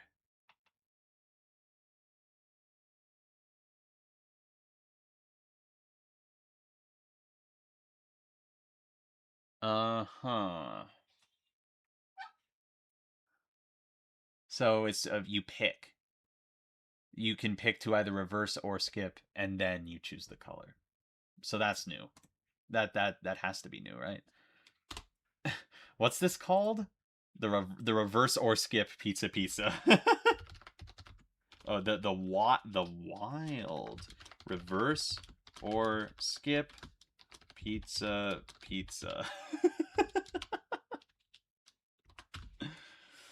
When you play this card, reverse the turn order or skip the next player. It's not the reverse and skip. It's the reverse or skip. Oh, it's called free dip. Ah. That's so awesome. That's so cool. I'm really happy that I can read. Free dip. Yep, that's just getting added straight up. It is similar to all purpose. Yes. Card editing guide. No, we've missed too much with the card editing guide. I'll deal with the card editing guide later. Anyway, we're moving on. What's going on with Pocket Pizza 2022? I have turned to a machine translation of the French rule and it seems a lot more straightforward. Oh, wait, hold on. Oh, so dip into the deck isn't part of the effect. It's just like flavor text. It's just like it says dip into the deck, comma, like that's part of the bruh. Okay, hold on. Where's dip into the deck? Dip into the deck.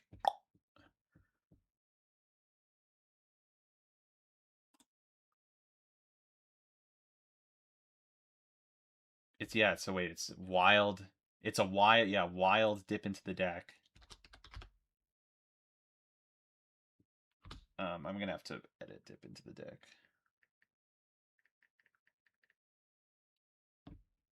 Right? It is wild? Yeah, it is wild. I don't know why I didn't have that. When you So it's another don't look at it sort of thing. Uh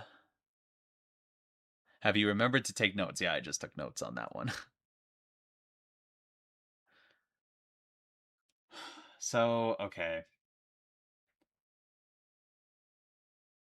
Dip into the when you So it's draw one card from the draw pile without looking at it.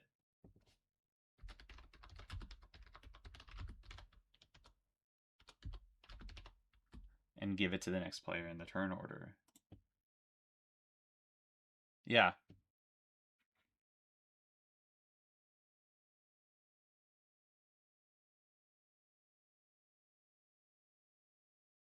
Oh wait, no. It's so wait. You do look at it. You do actually look at it. Wait, I already.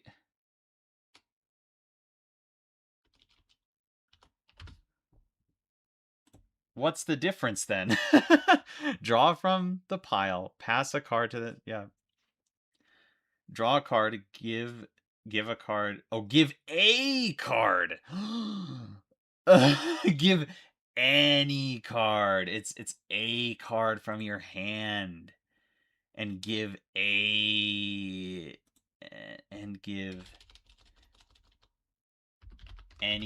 card from your hand.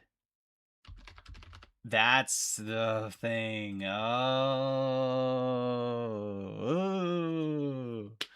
I get it. give a card. Ah,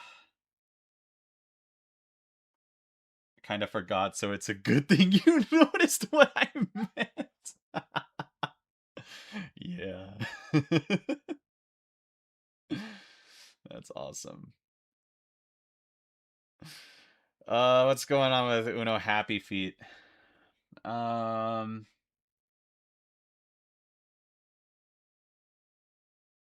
you can only give opponents cards. Mambo, right? Mambo card. I remember Mambo. Mambo.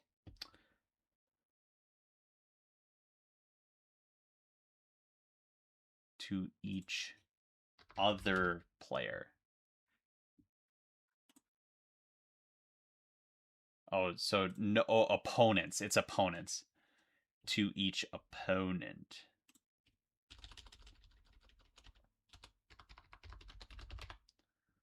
Yeah, I can spell. I really can. One to each opponent.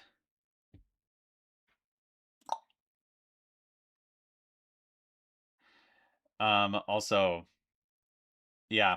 All right, let's talk about this. So it can. I know that the original Mambo card can indeed remove the last card from your hand. I know it can do that, and I am balancing it. Um, I would recommend putting that in the chemical.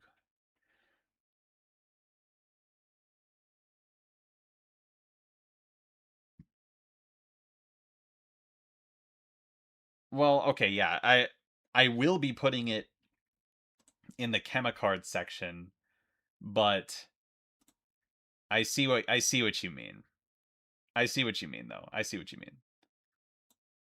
Like get rid of it here and then add it back later. Yeah. And I get that like I get that you're against the point of balancing in this way, but here's my thing about it. I don't I don't want to I don't want people to go through the effort of setting up this game and then having someone win with a single card on the first turn. I am more than okay with someone winning on the first turn, but I would prefer that they win with a lucky combination of cards, like have a card that is like discard all of these, and then another card that lets you take an extra turn, and then another card that lets you discard the rest of your hand type of thing. I'm more than fine with that because that's something that I can't really control and something that I expect to happen. But like having a single card just insta win you the game on the first turn, I don't like that specifically.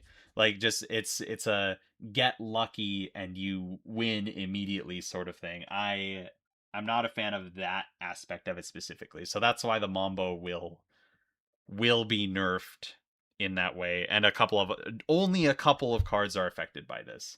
The like the Arby's one. Yep. Like the Arby's one.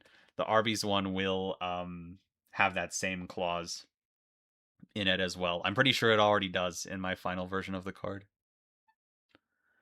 Um so yeah, like there's like I said, there's only a few cards that will have the this cannot discard the last card from your hand thing. There's only a few of them, so I wouldn't be like too worried about it, honestly. But yeah, no, I see what you mean. Yeah, there will be it will be edited in the final one. How far are we? Page 49? Yippee! We're making great progress. Um Uno Ghostbusters 2019. Crossing the Streams does not have a set order of players drawing or playing cards. It should basically be first play, first serve. Let's get Crossing the Streams up in here.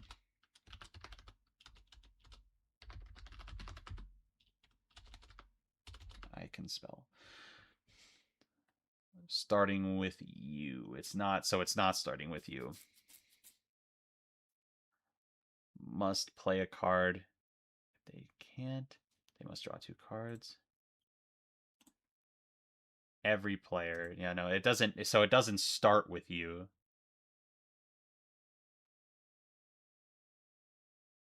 All. So it's just all players must play a card matching. Yep. Yep. Straight up. Yep. Just get rid of that portion of it, and then that's it. Starting with the next player, get that out of here. All players. Yes, I would like to capitalize it. Yep. Good. Arby's insta wins. It does. It does. The doc has grown since. Is it? It was 87 pages at the beginning of this stream. When? What? Wait, so hold on. We're at Captain Marvel. Remember that. I'm just gonna. Are you adding stuff right now? It's 90 pages long now. Okay. That's fine. I'm fine. Um, on Cosmic Crush, this does not count as removing all of your cards portion does not exist. Yes, you're so right. You're so right. There's already a general rule for that. That can just be removed. Boink. Gone.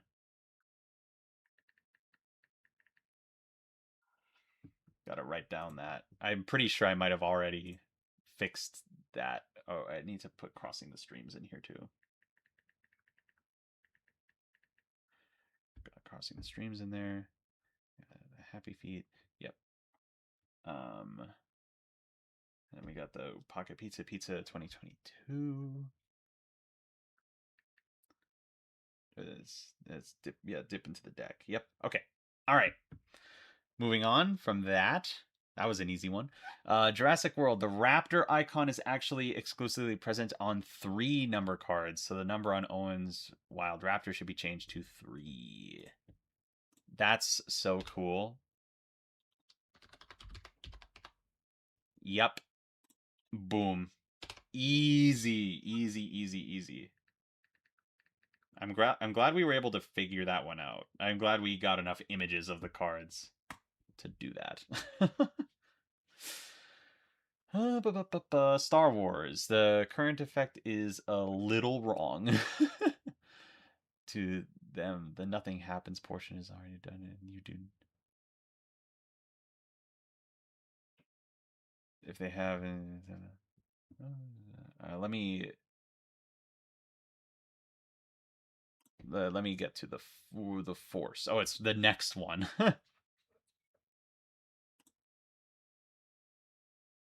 um.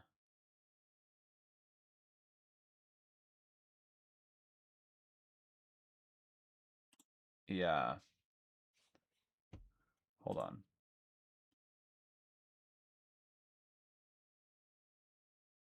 Wait, what? What is this? What is this text from? Well, actually, what is that text from? Is that from like a like a website or something? That because it's like in Star Wars edition. This edition comes with a special the Force. Where did this text come from?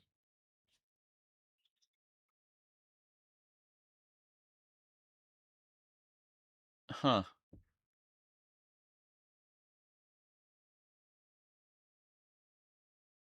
It was 119 at the start of today's stream? What? Nuh-uh. Comes from Board Game Geek.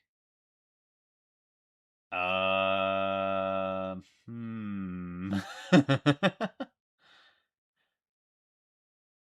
Do we trust Board Game Geek? Also, can we just find the thing? Can we just find Uno Star Wars' PDF? Or not?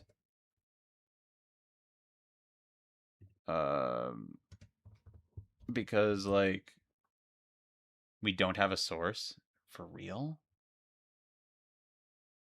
Oh yeah, we might not.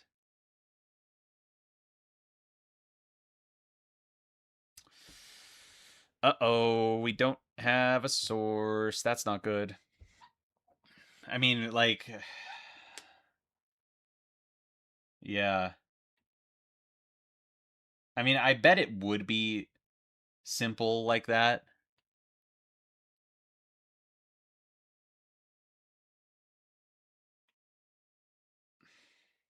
It's similar enough where I feel like it would be accurate, but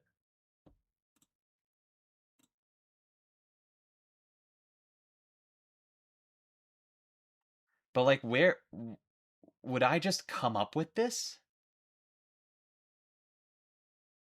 Like even the specific like it must be a color card. I don't if that player where did I get the information from originally?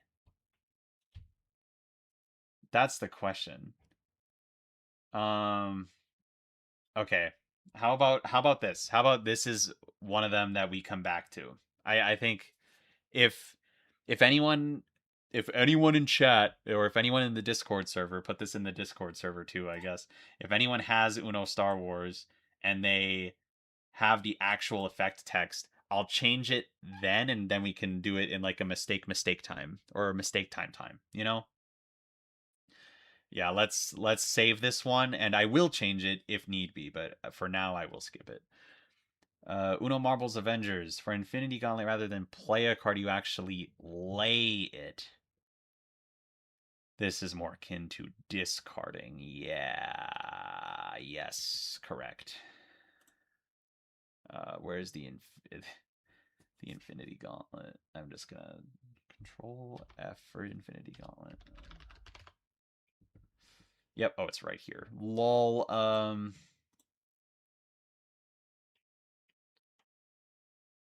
And discard it.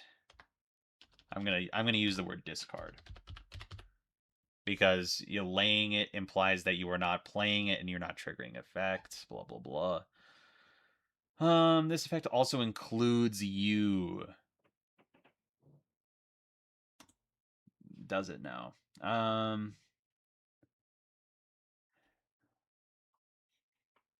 All players. So it's just all players. All players who have a card in their hand matching the color card. Yep. Okay.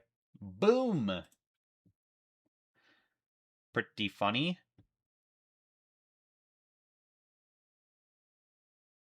That's pretty funny. That's pretty neat. All right. Just Dance 2017. The experiment card doesn't technically trigger an effect on its own. Instead, what it does is it transforms into a card, and then that effect triggers. This can be done by drawing a card from the top of the draw pile, placing it on top, and having that effect trigger, similar to the mutant symbol from Uno CD-ROM. But this time, the effect would trigger. Stretching. Experiment card only transforms into a randomly colored action card. What?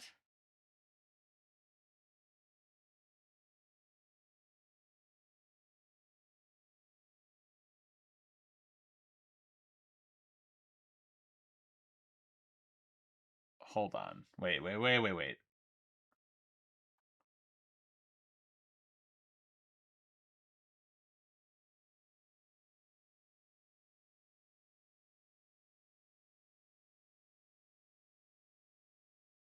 What is going on here?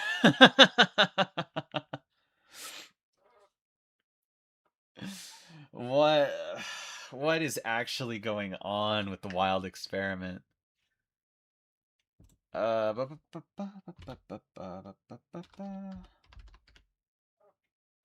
Wild experiment card.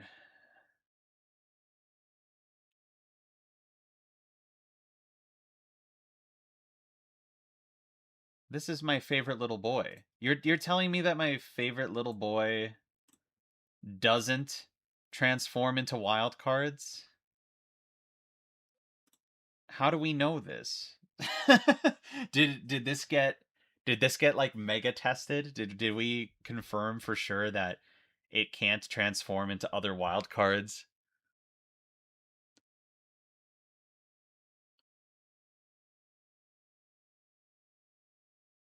Does it say that? I tested it lots, trust me. No, my favorite little boy. Oh, my little boy. My silly little guy. You can't take away my silly little guy from me. Oh no. I get you, dude. I do.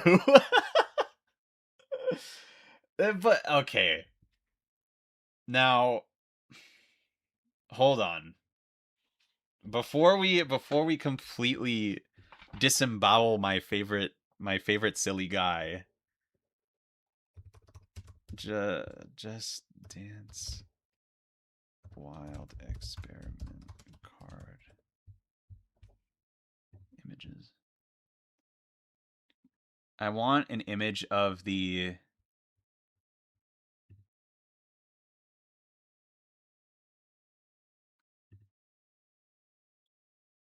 Oh, what the heck is this? Oh my gosh, ew. Get that away from me.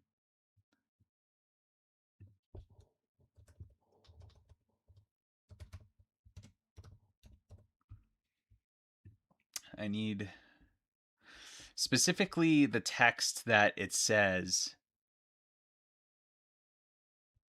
with like the effects description or whatever, like cuz I know that Ubisoft Uno gives effect descriptions.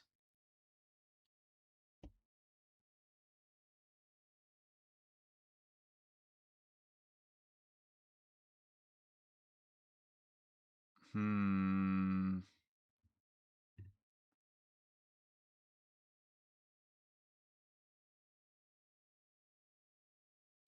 Shoot, am I not going to be able to find this image?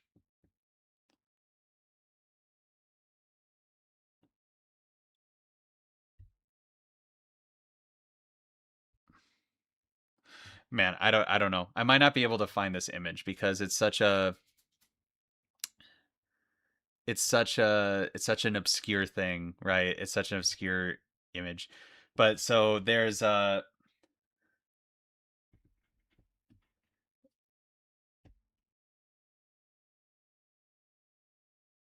wait. Oh wait, is this it here? No.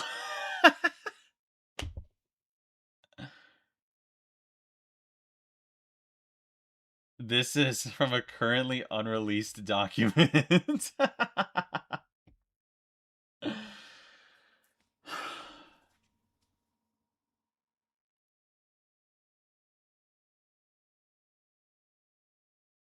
See, okay. Like when I read this text, each player gets an experiment card which produces a random action when you play it.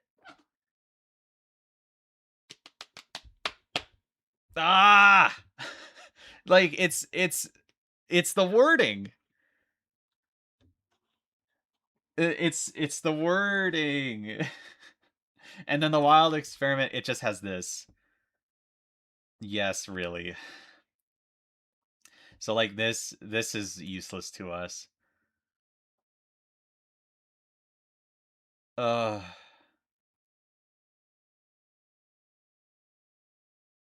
a random action card. I I just the wording of the card does not match what actually happens. I understand you know your stuff. And action cards have always been unclear. This I hate it. I actually hate it. Cuz like here, okay. If we the way I currently have it, right? The way I currently have the effect is taking these words at face value and applying them to the broader context of Chemicards, right? Where there are more actions, in quotes, than just what is in Uno Just Dance 2017 or whatever this is, right? So, like, like it still like it makes sense, but when you have this testing in here that says it can only turn into colored action cards.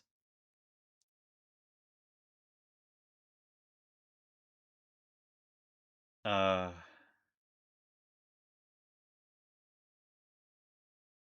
Uno Undercover's bad descriptions were reworked too. Yeah, they were. They had to be in a lot of cases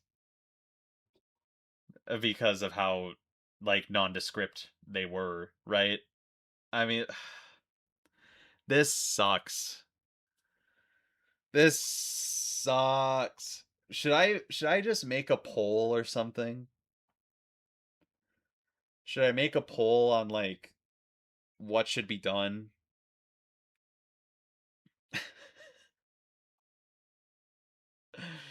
I'd be so sad. I'd be so sad to lose my funny silly little guy, the wild experiment card, all because all because of inconsistencies between the text and what the card actually does in testing. And of course, there's no way to like there's no way to know for sure, for sure, for sure, for sure. Like, what if it's like a 1 in 1 million? Because we can't see the code.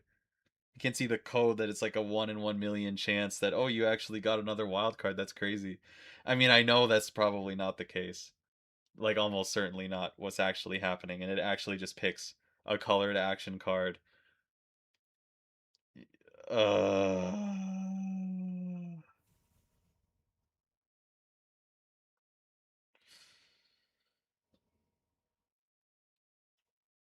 uh,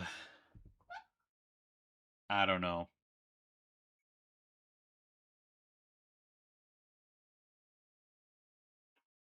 I don't know, man. Let the boy be free.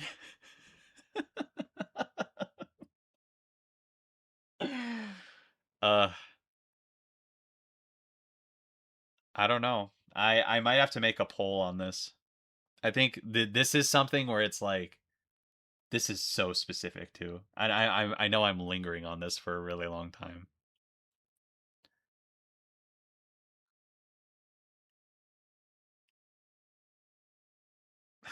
Shoot, dude.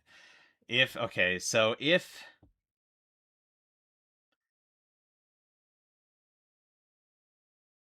so let's say okay, let's say we change it. Let's say that we change it. Okay? It transforms into a random colored action card.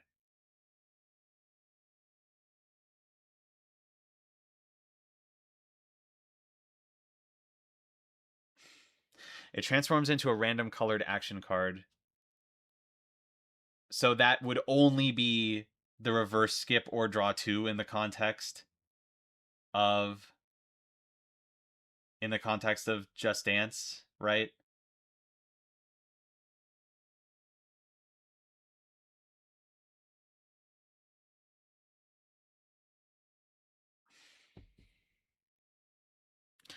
My priority is accuracy, but I know that that can't happen 100% of the time, and this is a really weird gray area case. So like cuz okay, so in regular Uno Just Dance, we have the card only transforming into reverse skips or draw twos of a random color.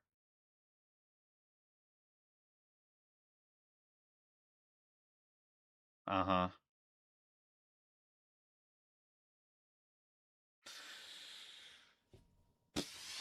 That is so much lamer. Because if we're going to be accurate,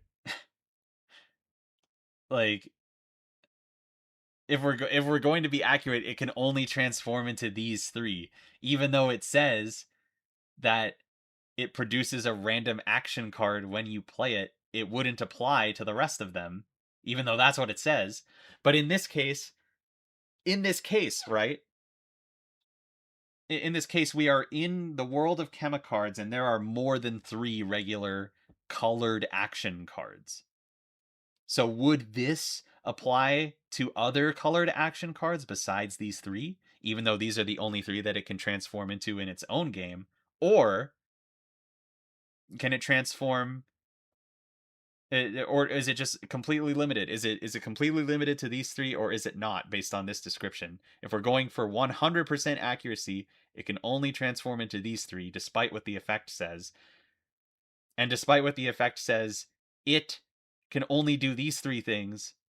Oh, hello. Despite what the effect says, it can only do these three things, even though, based on this description, it should be able to do more. What is going on?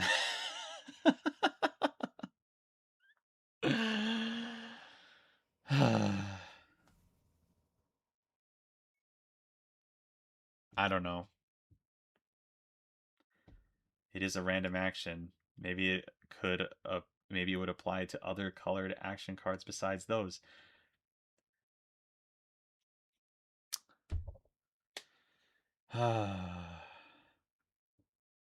Yeah.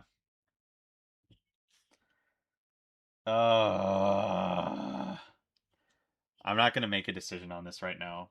I just can't. I'm gonna write down experiment card because I think it is going to have to change to be more accurate. Like the completely random, I think will have to leave, but it's just a matter of what I decide for the other thing, which sucks and I hate it. But I'm not going to change it right now because I'm not going to spend the time making a decision on that. I'll make a decision on it later. Just know that no matter what I do to it, it will be more accurate. It'll be more accurate to, like, I'll take these into account. I'll take all of this info into account. Whatever I do, the card will be more accurate to how it is in Uno Just Dance, but it won't be what it is right now, which is a shame.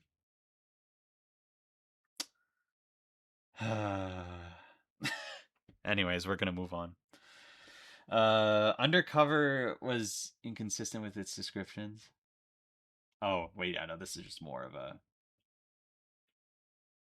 maybe have it transform into next card. No.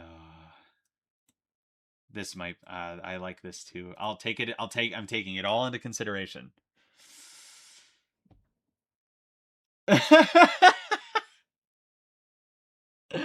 We're we go from that to this. Gotta change Duke Kaboom to Duke Kaboom. Oh, I gotta change it here too. That's funny. Duke Kaboom. Where is it? What? Oh, here we go. Kaboom. One of the easiest fixes of all time. Fixed. Uno Hearts. The wild draw X card functions quite differently from the way they usually would. Here are all the noticeable difference from a non-Hearts game in order of highlighting. These cards are worth no points. They are considered the same numerical value as the value printed on them. What? Okay. They may not be played at all if you do not have a color match. There's no challenging or bluffing. This means you would have to have the hearts draw 1 through 10 cards added. Well, hmm.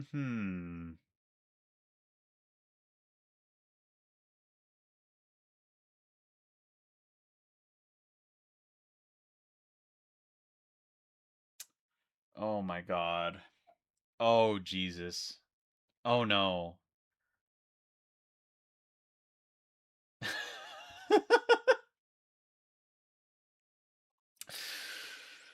Oh boy, there's a lot going on here. Uno Hearts, man.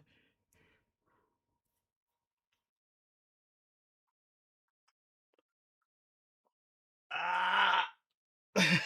I'm I am in pain currently. Um so okay, just did I add that card first of all?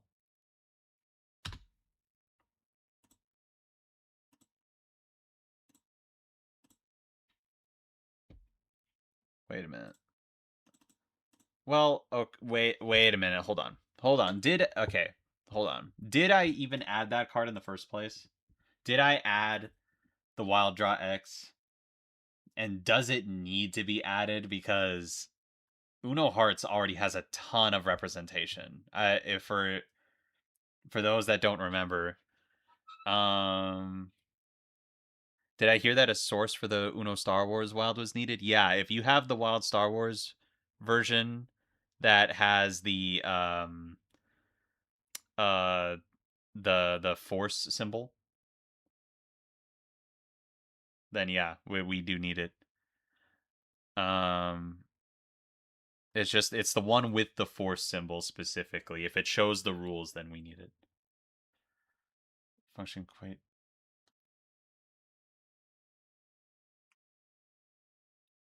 I'll draw. Oh wait, so these are just general? Okay, this is a general thing. Like the draw, like normal draw 1, 2, and 3 would be worth no points.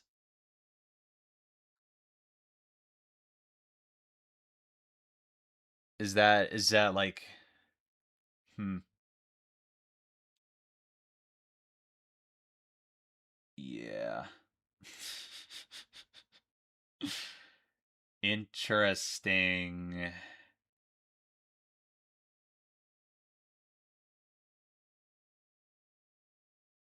They're basically different cards. I mean, yeah. So the thing, yeah. So we already have a ton of representation from Uno Hearts. Is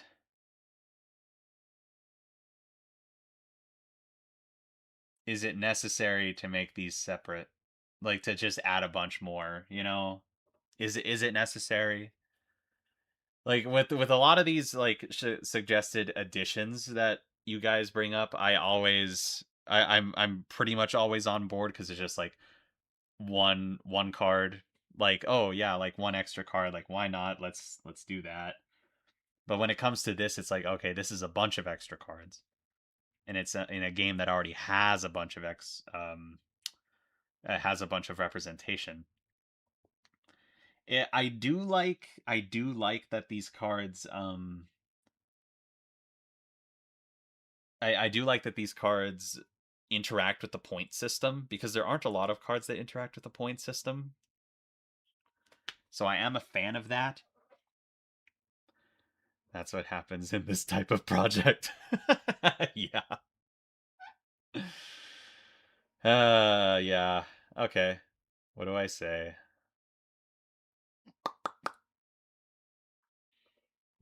Yeah. So it's just it would be the hearts draw 1 through 10 and then they have these special things about them. Right. And they're not wild specifically.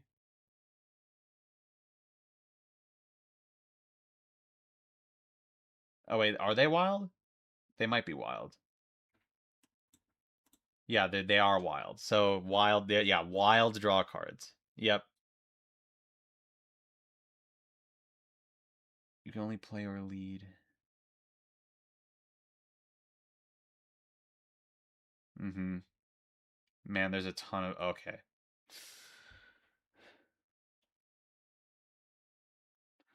So, okay. If this is the case,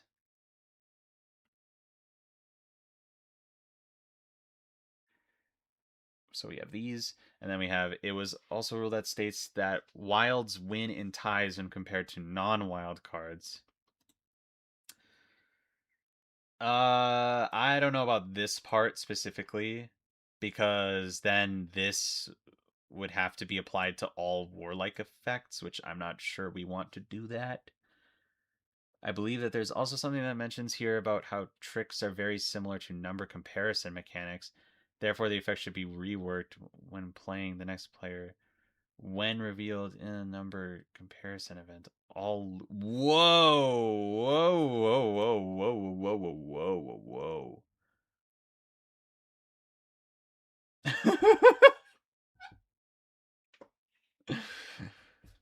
Losing my mind.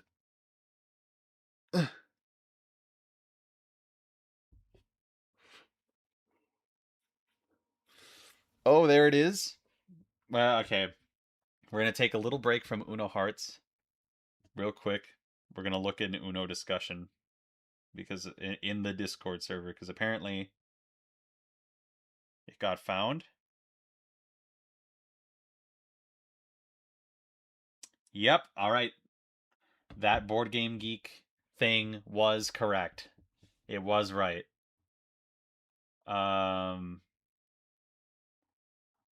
where did it go? Did I just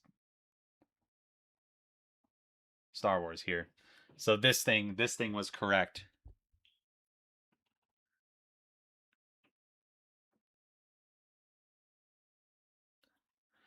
Yeah. So this can be changed. I need to write down the force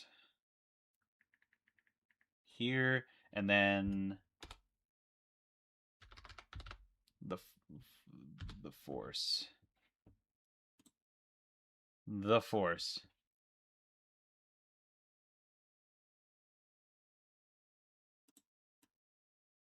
Choose a color.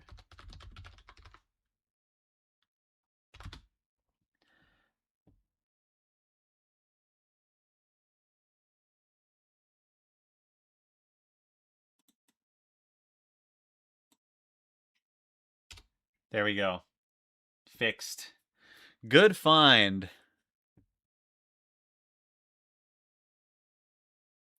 Very good find. And this is why I love this community.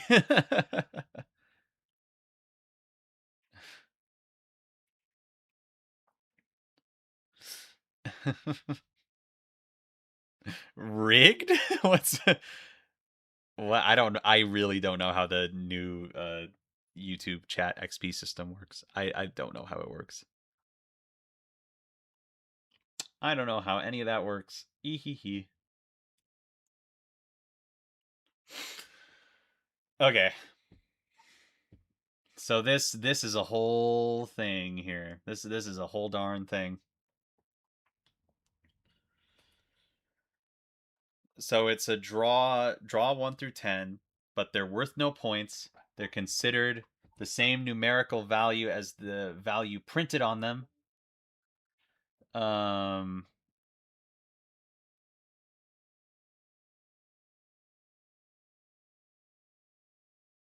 Interesting. Okay. So they may not be played at all if you do not have a color match, so there's no challenging.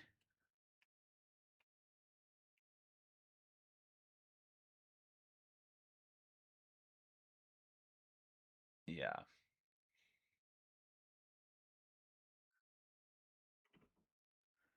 I suppose, yeah, if these cards could have a clause that says they would win in ties. So assuming that you played one of these cards and it was like a value of 10, um and another player in the same war played a 10, this one would automatically win, presumably. Very therefore the effect should be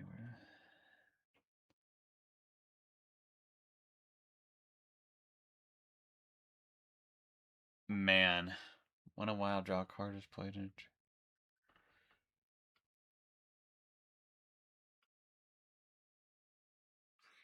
Wow.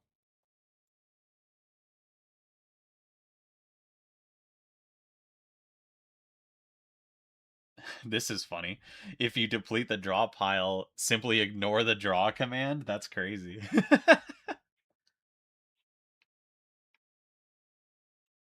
Uh-huh.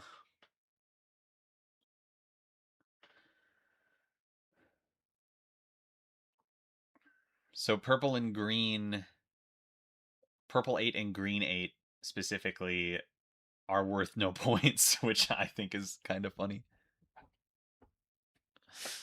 Uh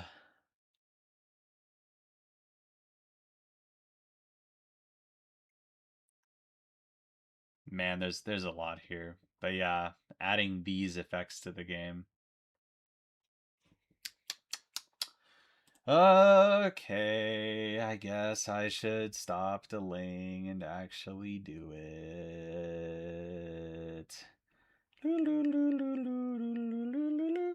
Okay, so I'll have the draw one hearts and then I'll just copy paste it. Wild draw one.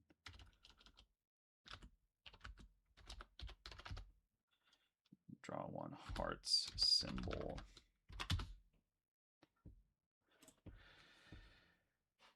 So they're a draw one. So yeah, when played, the next player draws a one.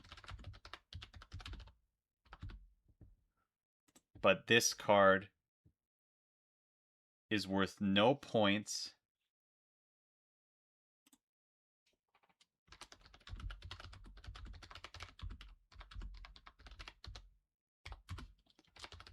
This card's value matches the draw amount.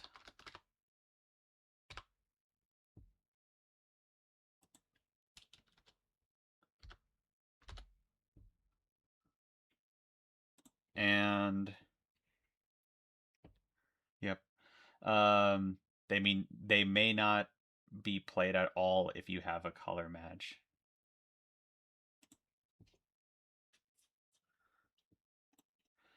This cannot be played if you have a color match.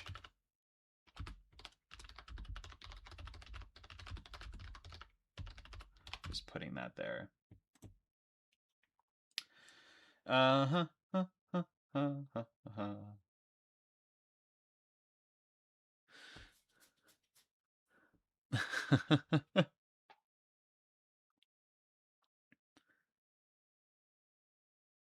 Hey, zombies here.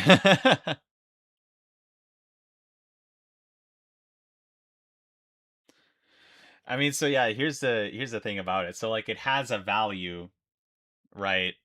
Like and that value would be the same as whatever the draw card is, right? But it's not worth any points and the card specifies that. So like even though it has it, the card just says this card isn't worth any points regardless. So it's fine. It cancels out like that. Um so if this wins ties in warlike effects, it it, it would wild cards win tie. Is this a general rule? This is a general rule, isn't it? Yeah. This one would be a general rule. It Wilds win ties when compared to non-wild cards. I could add that in the general rule portion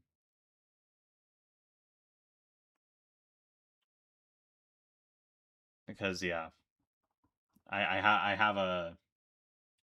have a place for that. I'm pretty sure specific symbols and edge cases here.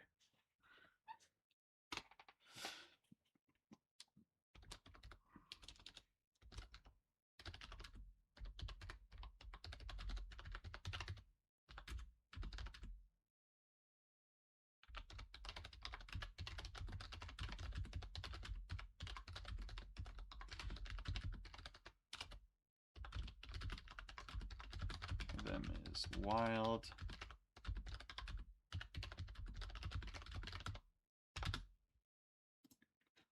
Oops.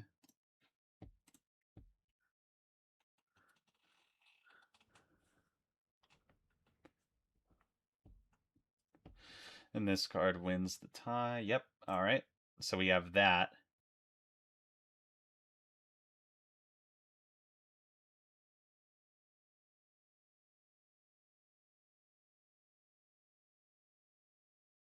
It could be reworked. I don't think this part is necessary.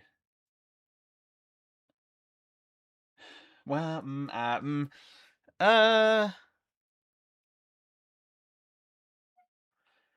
I believe if there's also something, yeah, it's very similar to number comparison effects. When a draw card is played in a trick, uh, it kind of, uh, it is kind of an edge. I mean, not an edge case, but more like hmm.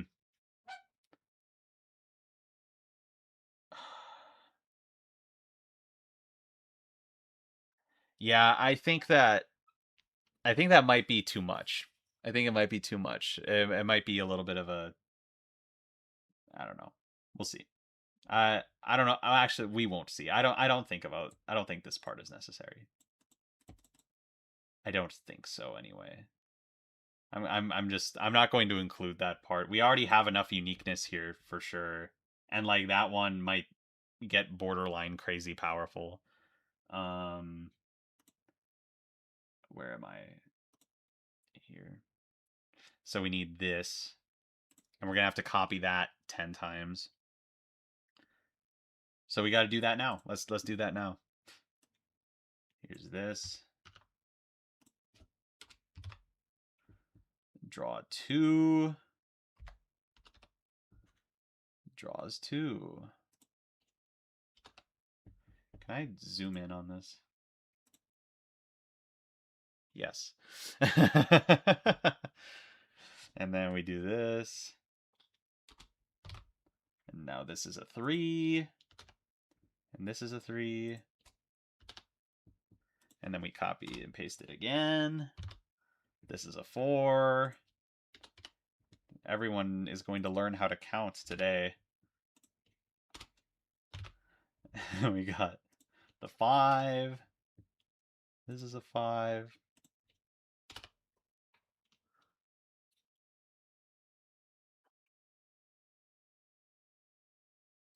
And then we paste it again. The 6. 6. Paste it again. Everyone laugh when I say 6 and 7 in close proximity to each other. And this goes up to 10, supposedly. So we got 8 here and 8. Why did it do that to me? It knows where I want to click. What are you talking about pants for? You know what I want. I hope someone understood that reference. And then we got 10. So there they are. There's all 10 of them. Boom. This stream is full of surprises. Yeah, I'm full of surprises. Green 8, the green and purple 8 are worth no points. Did I?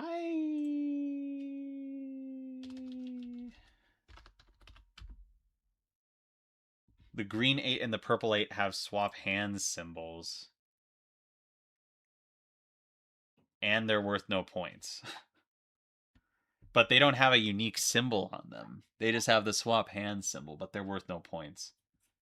I might just have to put that in general rules, actually, which is kind of funny. Green 8 and purple 8 are worth no points.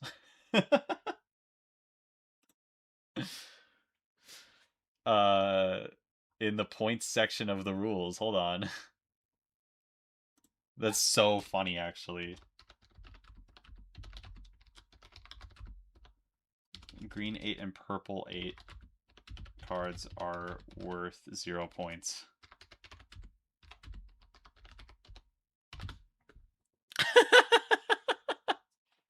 so random. Imagine playing this game. uh,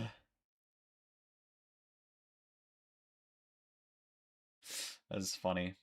All right, we're finally moving on from Uno Hearts, and we're talking about Luck Plus. Since this is a cameo and not a pure Uno edition, I guess it's your choice on how to handle it. Still, the new doubles effect should mention that you reveal the doubles card at the start of your turn before rolling so that other players know why you're rolling. Zombie, thank you for the $2. I can't count higher than 22. What comes after that? 23. And then you know what comes after 23? 24. And then you know what's funnier than 24? 25.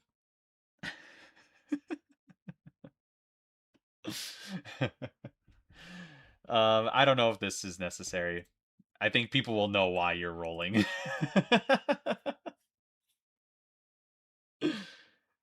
I mean, like, I think this is like the only effect that has something like that. So, like, I don't know. It'd be funny to just roll for no reason, but it's fine.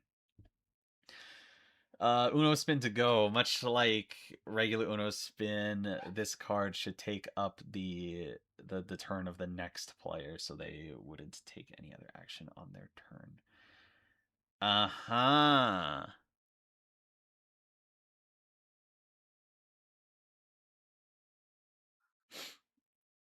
Mm-hmm.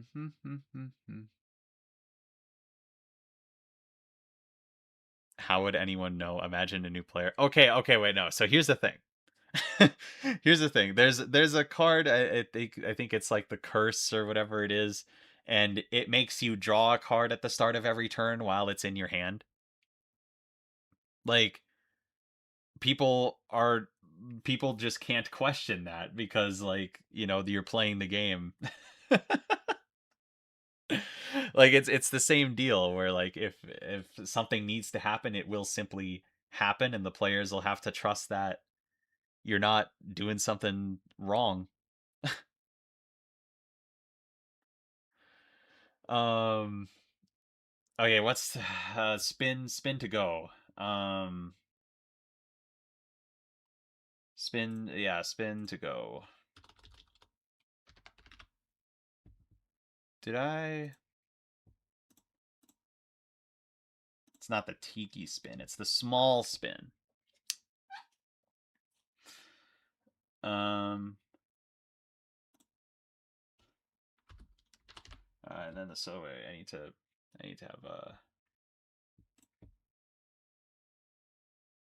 yeah, wait, yeah. I need to write down small spin needs changing. Small spin. Um Resolving this effect counts as your one turn action. All right. And what's going on with these? The first effect should be reroll. Yep. Correct. Correct. Recycle should be the same amount of cards that you discarded, not 7 cards.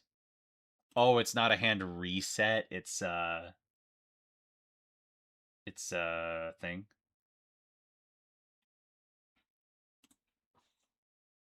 The same amount of cards you discarded. Yep. Okay.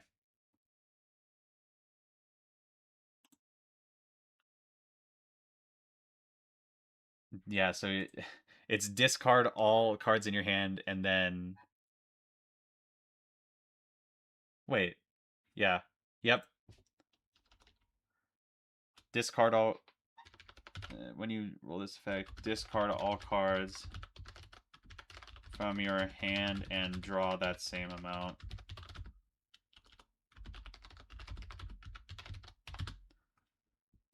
Yep. Easy.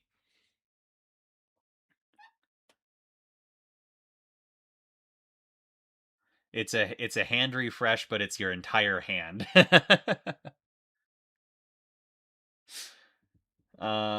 Scenic view should be privately viewing, not publicly. Okay, that's an easy one. Where the freak is scenic view? Yep, there we go. Privately. There we go.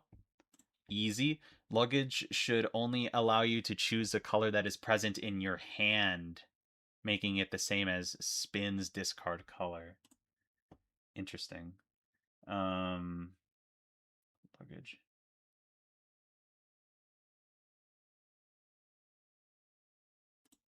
Choose a color you currently have in hand.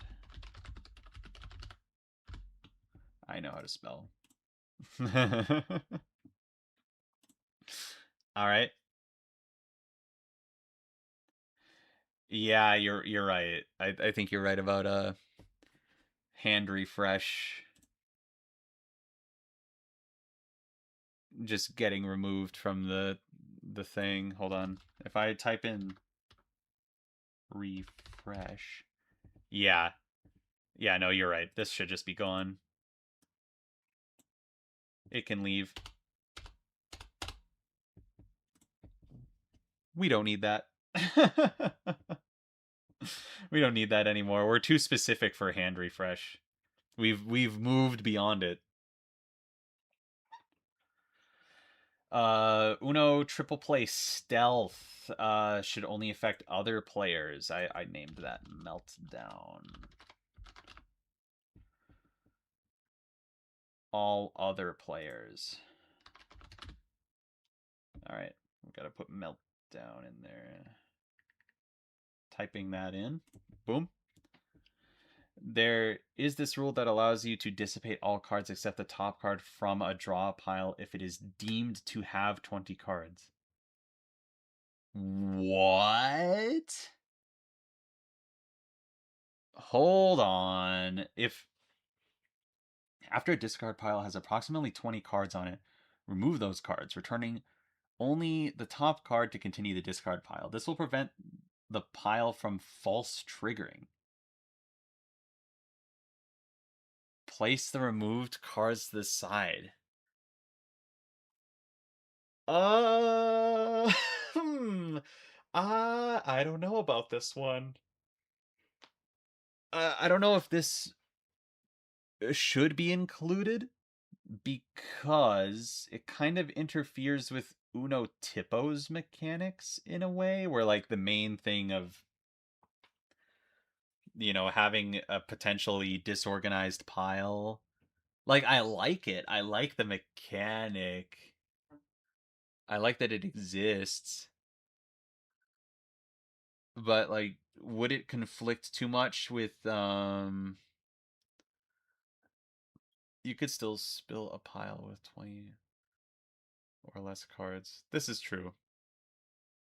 This is true. But and also like the draw pile is always going to be uh the draw pile is also just it'll always be really tall basically. So like that's probably the main thing at threat of getting knocked over.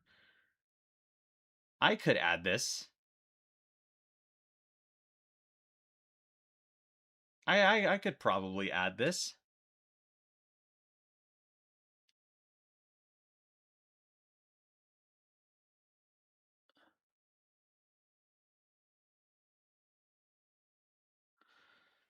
Yeah. I think this could be fine. Returning it also says like approximately 20 cards. So like you never really like you don't need to be exact with it. Like this isn't like a hard rule where it's like when there is 20 or more cards, like you don't need to keep track of it necessarily. You just like, oh, this deck is getting a little tall. It looks like it might be over 20 cards like um let's let's do something else with that sort of thing. Yeah, I think it should probably be added. I think it should probably be added. I think it'll be fine with Tipo. Um, in the new general rules.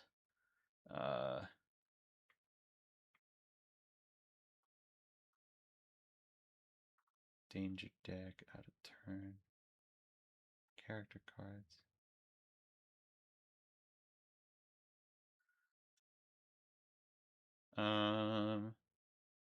I'm gonna put it in important rules to remember.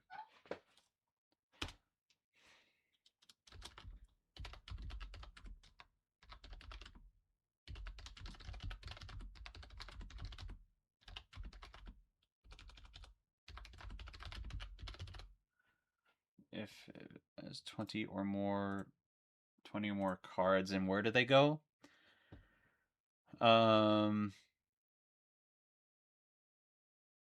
Set the cards off to the side.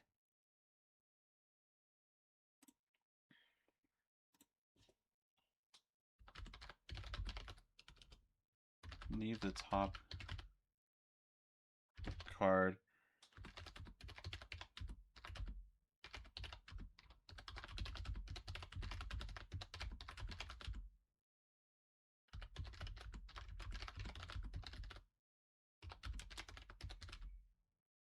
These cards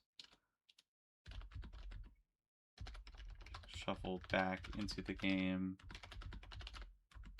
if the draw pile runs out. Like that.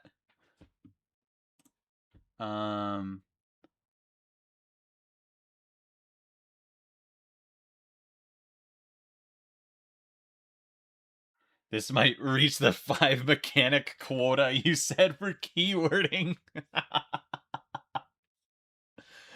I don't know. I don't think it's necessary. I don't think so. If it has approximately 20 or more cards.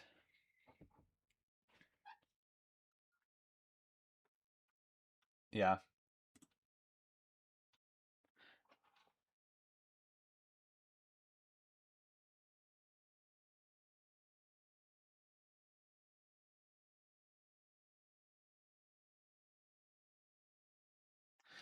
It's approximate. It's you don't have to have it as a hard rule. You can just think like, "Oh, I bet that discard pile has more than 20 cards," and then you just set them off to the side. I think that's totally fine.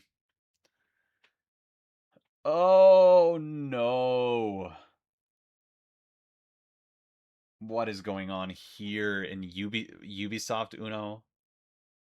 Oh jeez. Oh geez, what is going on? Besides missed features of add-on DLC and Twitch extension, which will both be elaborated on, there are a few house rules and changes of note. Uh-huh.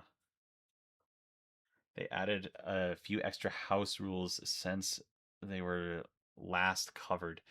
Okay, cool. That's cool. If you did, the next player will instead unless they stack being in the process. Here with a stack of a challengeable card. Guys.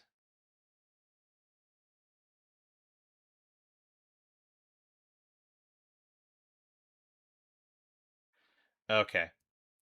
Alright. And this isn't even Orange's main Ubisoft doc? What the heck? uh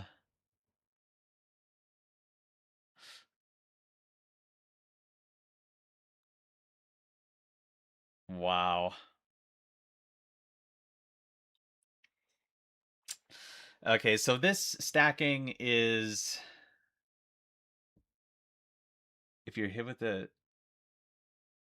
you only challenge the last player's drawn card. Okay, hold on. Let me take a look at challenging real quick because I know that's a thing. What do I have?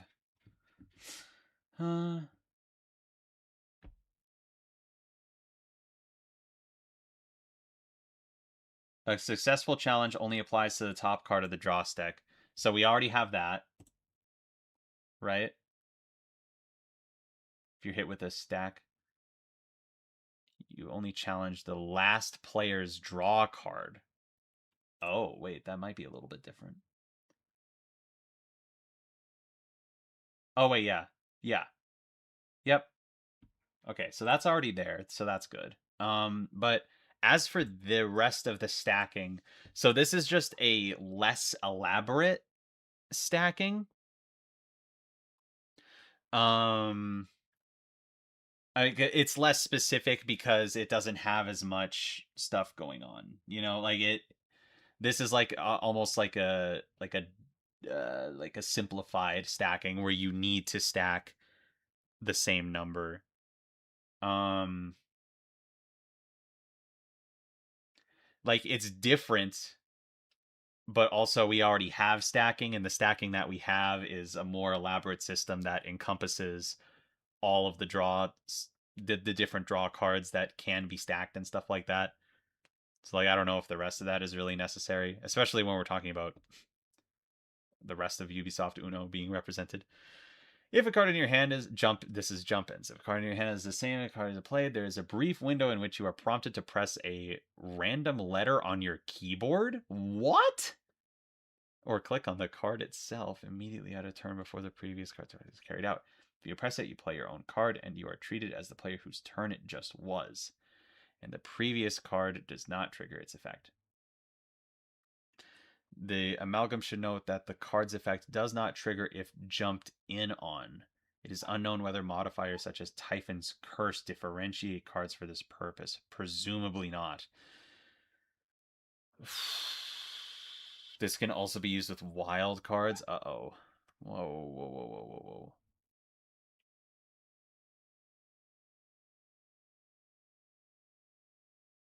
Wow. Okay, so that's more specific then. And I like that. That's pretty good. Where's my jump in portion?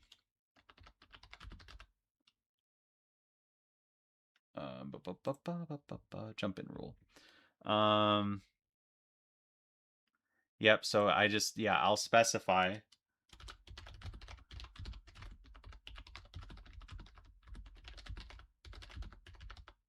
have their effects nullified.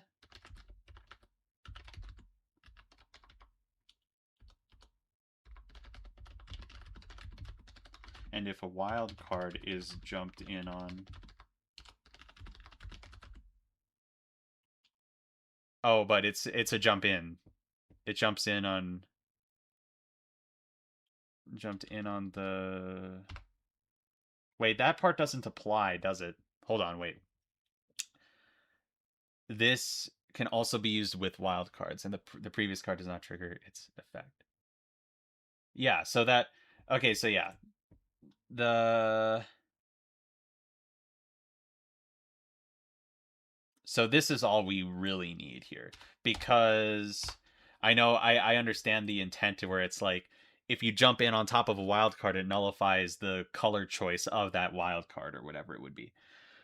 Um, but in the context of Chemicards, you don't choose the color when you play the wild card. It's actually the next player that does it. So, um, yeah.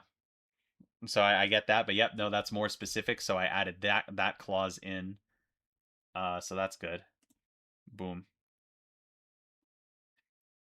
It nullifies wild draw 4 too. Yeah. Yep. So if you jumped in on the wild draw 4, cards that are jumped in on have their effects nullified. So yep. Um it would nullify that. That simple. No bluffing. Wild draw 4 cards can't be challenged. Um Wild draw 4 cards can't be wait. Oh, what? Huh, wait a minute. So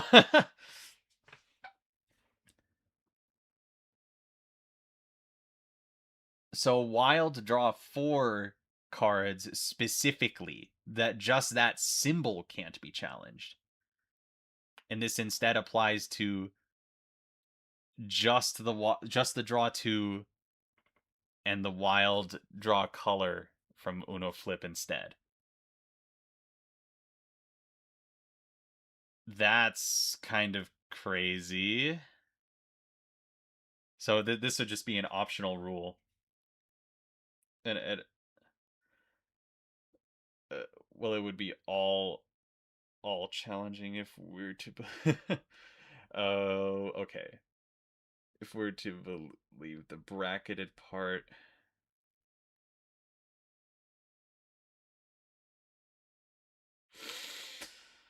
Oh. Oh, Ubisoft Uno. uh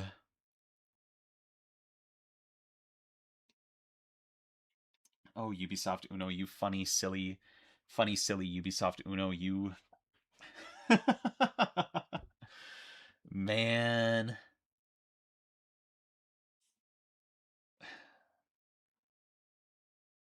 So, okay. This is basically just wild draw 4s can't be challenged.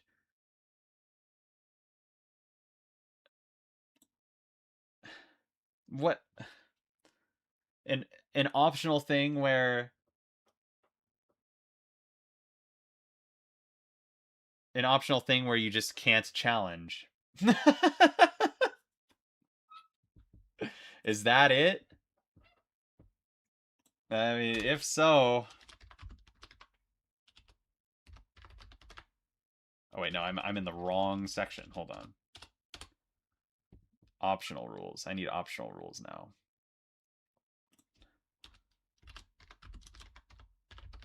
No bluffing. Challengeable cards are not challengeable.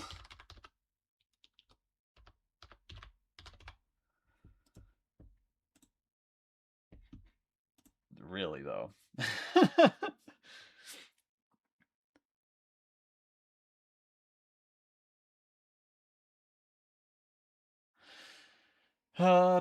Skip and flip. If you would be affected by a draw X card, instead of taking the penalty, you may play a reverse to reverse the direction of play and pass the penalty to the next player, or play a skip to pass the penalty to the next player.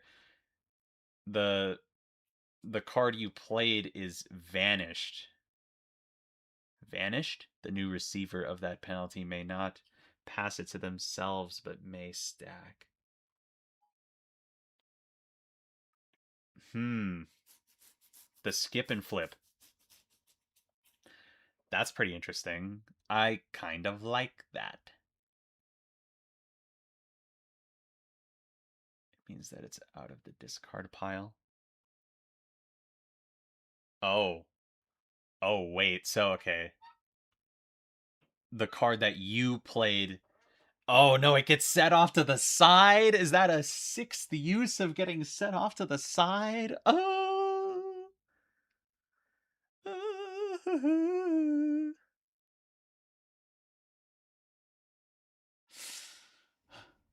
It would be shuffled in later. Yep. Okay. I like it. I don't see why not add it. So this is kind of a why not add it kind of situation. Okay. So this is the skip and flip.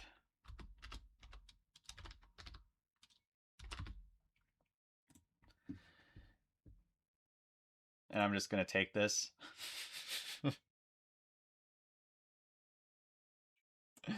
I'm just going to take... Oh, no! I did it again. I did it again, chat.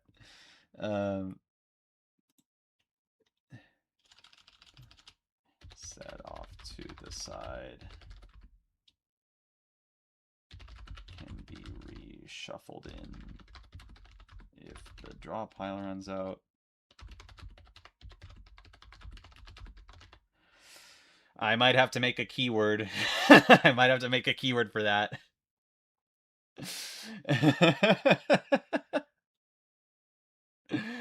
I may have to make a keyword. Skip and flip is basically the meme reverse equals reflect. True, it kind of is, yeah. I can't be the only person who heard Kane when Luke's saying, "Oh, Ubisoft, Uno you." Oh, Ubisoft, Uno you. I like the amazing digital circus. Draw and play. Players do not have their turn skipped by draw X. It's that easy. It's that easy. Uh, the draw and play. Yeah. Draw and play. And yeah, let's just copy paste that in. That's so awesome. That kind of reaffirms my implementation of it as well. Um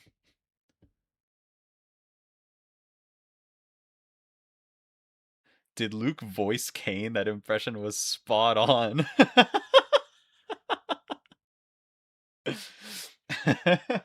Thanks, guys. I appreciate that. That's why a part of me wants to do like an Undertale playthrough because I really like doing the Undertale voices. I like being Sans Undertale. By the way, I was going to say something but I forgot. I can't do female voices though. That's the problem. When I start trying to do female voices, I kind of die a little bit. There's of course the 2v2 mode where both you and your teammates share a score. Oh, oh boy. That we already have kind of something like that. To be thorough, yeah, this one was added. Yeah. Due to wonder. Okay. I was gonna say we got something pretty similar to that. To be thorough, here are the other house rules that are already fully represented in the way the draw pile works, which can't be emulated physically. Um. Uh-huh.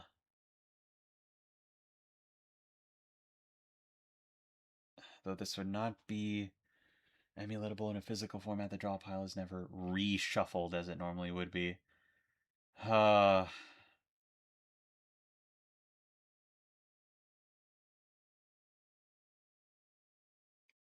yeah, that. Ah, what? It's all. They're all. These are already fully represented. Feel free to skip this part. I will. See ya. How would you voice Heat's Flamesman? That's a good question. Maybe something like, "Yo, I'm Heat's Flamesman. Remember my name." Man, he's kind of like Danny DeVito a little bit. Uno Ubisoft Twitch extension. Okay, I was promised I would get elaborated on this one.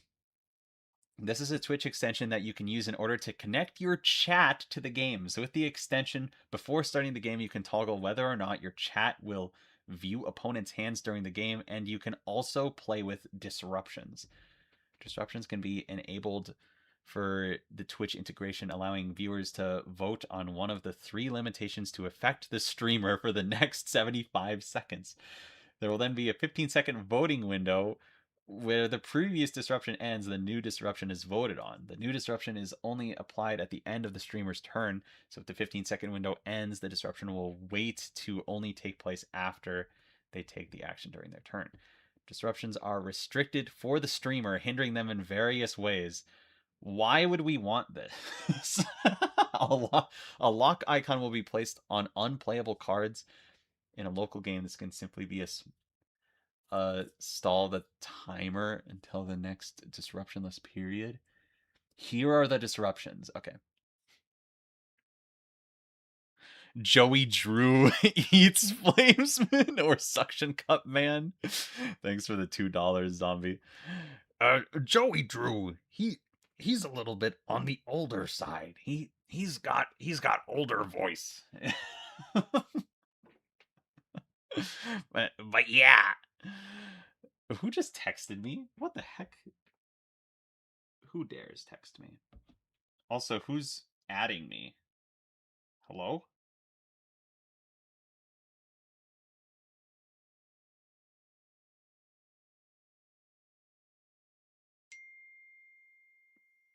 Oh, what is going on? What's going on in Uno custom cards right now, y'all? I got added in Uno custom cards. Oh no, it's the more complicated wild trick. No. Oh, that's awful. Uh okay, anyways, let's talk about Twitch integration. In the next 15-second period in which voting happens, not a disruption. Okay. Only red, only yellow, only blue, and only green. You may only play cards of a specific color that they choose. Okay. Ban red, ban yellow, ban blue, ban green. You may not play any cards of that color. Okay. Your cards are flipped over. All cards in your hand are visually flipped to their backside. Oh wow, that's crazy.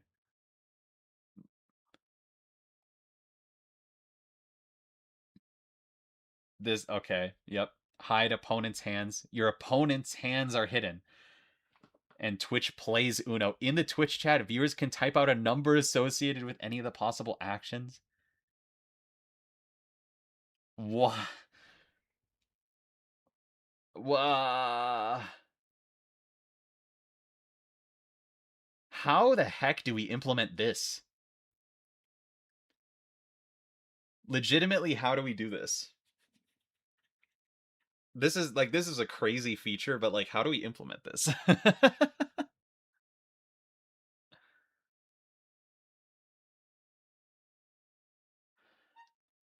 uh Twitch viewers can also see the win rates for players and other misc stats, but they don't pertain to the game. Glitch had a suggestion. Where did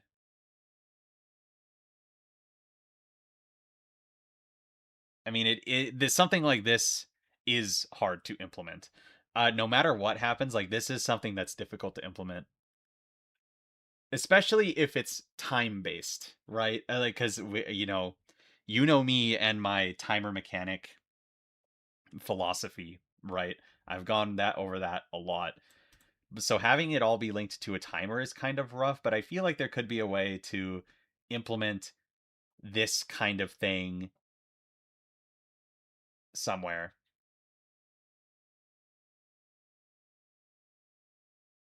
Can be reworked like time balloon, maybe. Like what about something like this? What about like say there's someone who say there's someone who isn't playing the game. It can be anyone. Like you're playing the game with other people, but then someone walks into the room and they're like, "Oh, hey guys, what are you doing?" Like you're at a party and it's like, "Oh, the Chad comes in with his sunglasses and backwards hat and his drink and he's like, "Oh, hey guys, what's going on?" And then you are like, "Oh, we're playing Chemicards." And then he's like, "Oh man, that's cool, but I guess you guys already started the game, so I guess I can't really join in." And then someone else is like, I have an idea.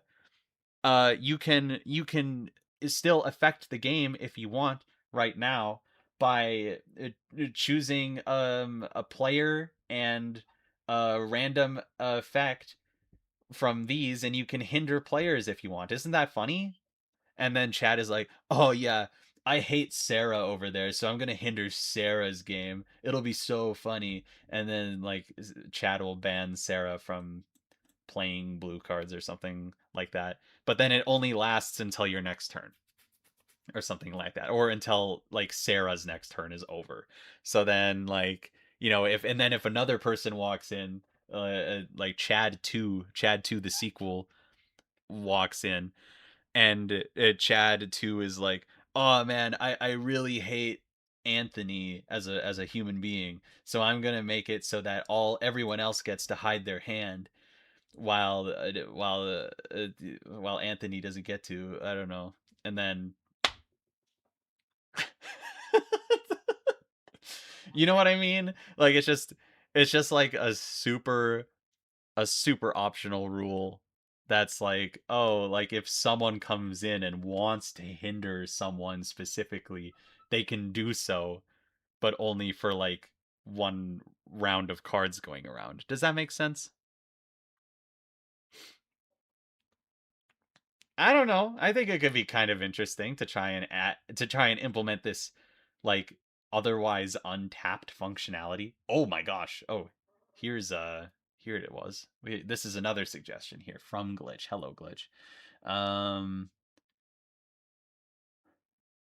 Game starts, everyone playing is given the label of players. If anyone joins later, whoa, whoa, it's gone. uh, when the first member of the audience.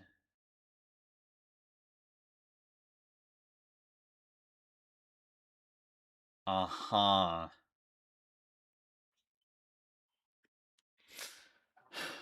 Okay, this is another interesting one.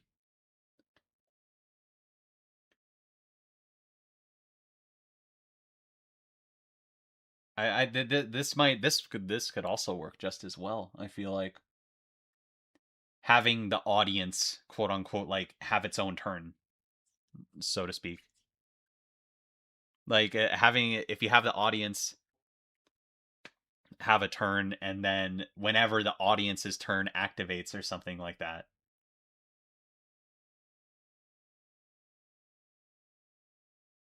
yeah, then they get to pick one of the things. I think both could work. I think both ideas could honestly work pretty well. I like it. I do want to include this. I feel like it's worthy of inclusion. But I think no matter what, it could be an optional rule to implement, right? Because this is all toggleable, right? Um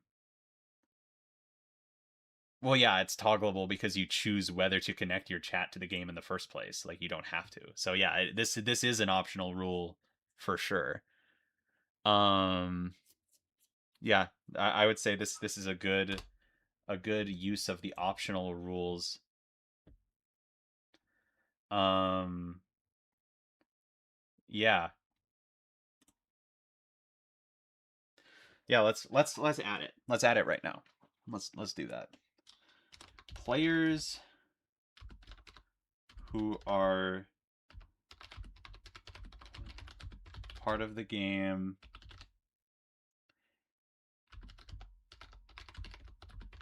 may disrupt the game. Right.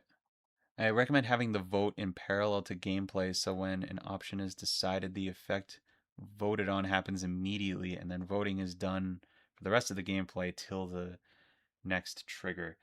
Oh, well, I suppose, wait, this is where we do need to make the decision of like, should it, should it, should the audience have their own turn, or should it just be like a random thing? Because like, do we want to lock people into a game that they're not playing? Because Twitch chatters can leave whenever they want, right? Maybe it would be better to go with something similar to my idea, where it's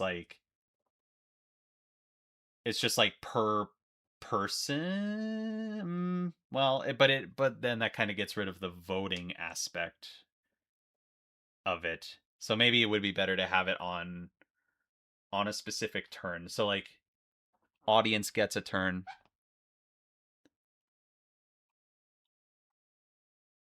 You can just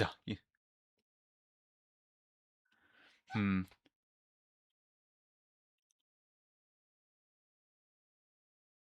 Audience shouldn't get locked into the game. Hmm. People can abstain from votes. Yeah, this is true. Yeah, here's uh,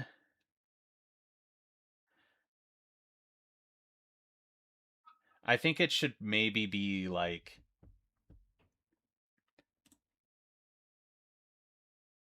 maybe it should be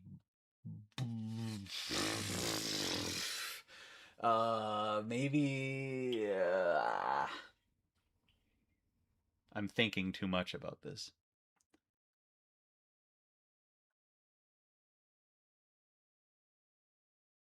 Hmm. Okay. So what if there is a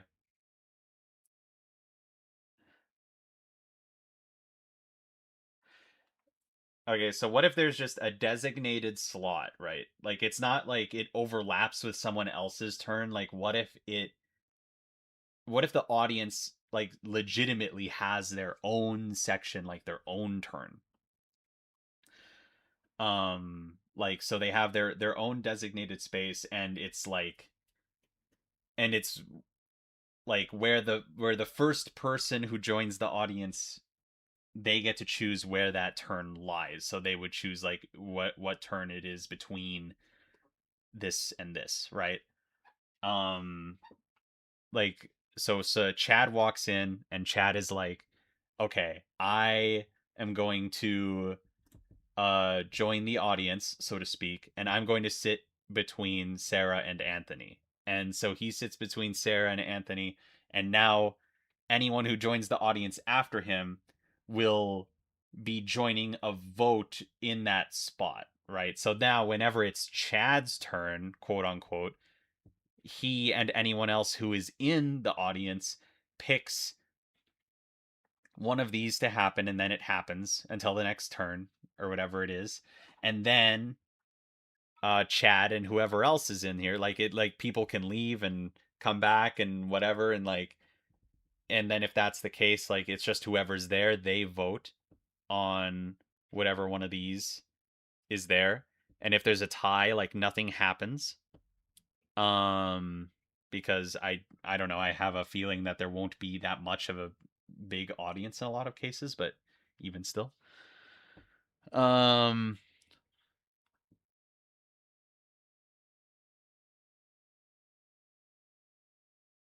yeah, I think that might be the play.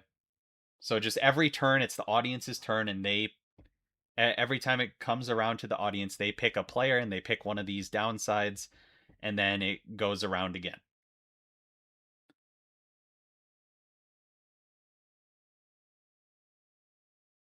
I think that's what I'll do. May dis uh, may disrupt the game by giving players negative effects. When a player wants to join the audience, I can spell. Join the audience.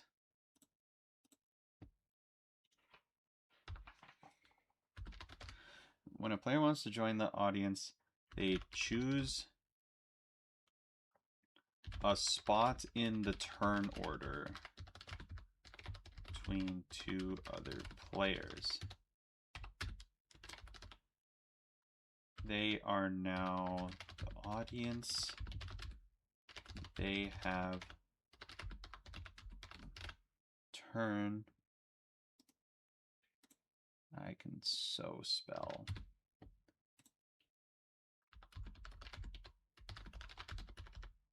But are not affected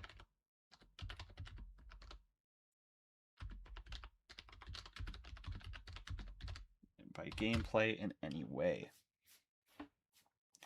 So then every time audience gets a turn, they choose from a list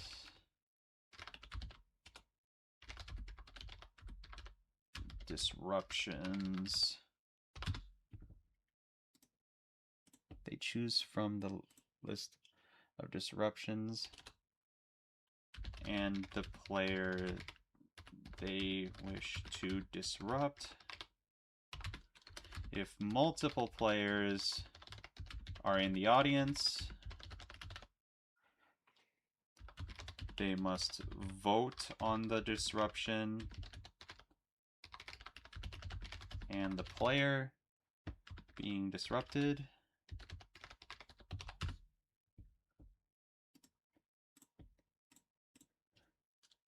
If there is a tie in the votes,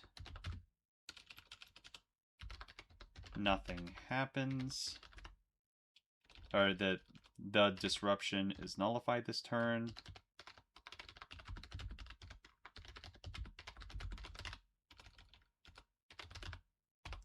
Man, this is kind of complicated. So we got that. And then if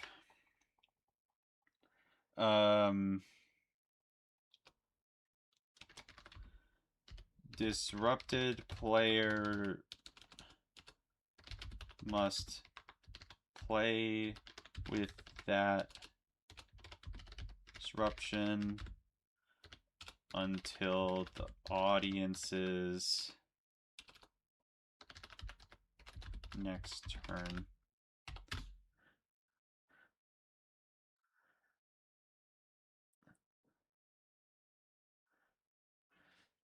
I went back for food.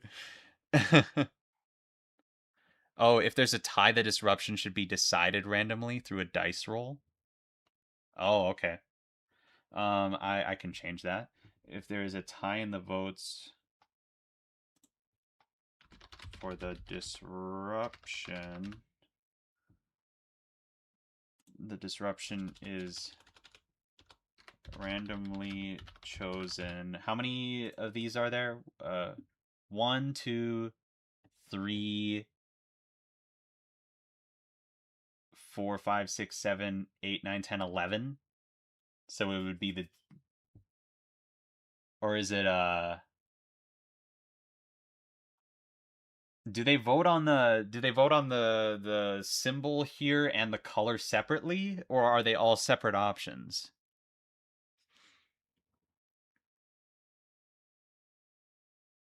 Oh, you get a table of 3 disruptions as the audience. Oh. Any excuse to use the full 7-piece dice set.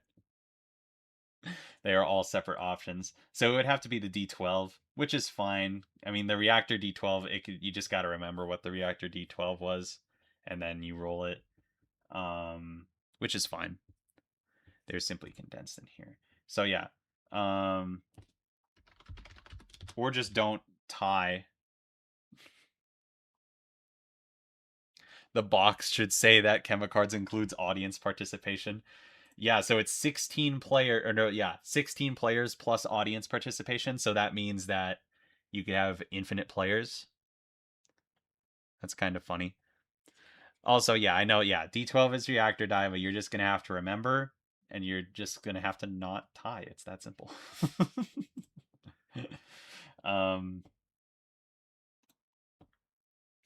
Okay, so now for the disruptions, the disruptions that there actually are. So what are the disruptions we have? Only red, only yellow, only blue, only green. Only red, only yellow, only blue,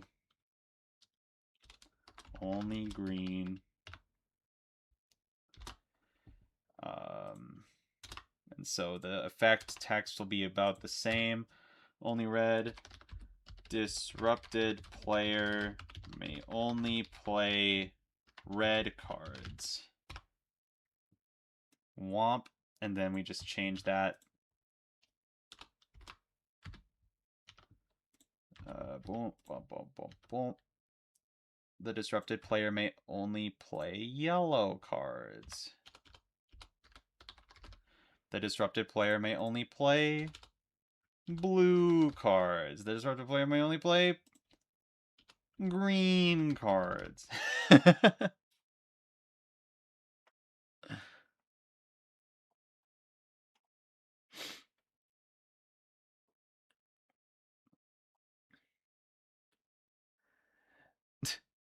but you would get the 3 option table as the audience each time, so you should roll the D12 3 times first.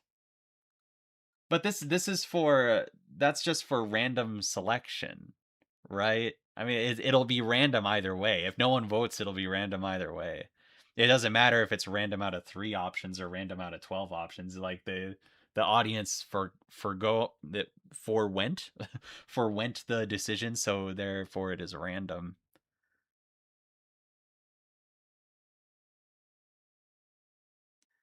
If we're not going to do this for all 10 colors, that's gonna suck.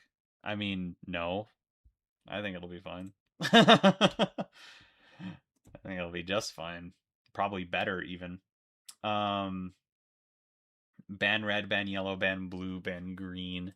So ban red, ban yellow, ban blue, ban green.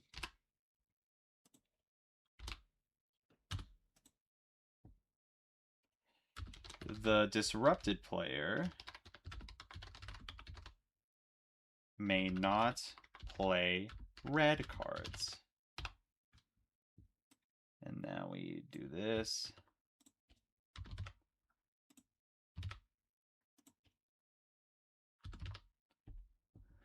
May not play yellow cards.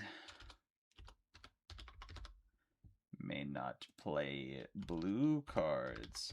This is probably the last thing I'm going to do on stream today, by the way, because I'm getting hungry, and I told you guys that this stream would end when I got hungry.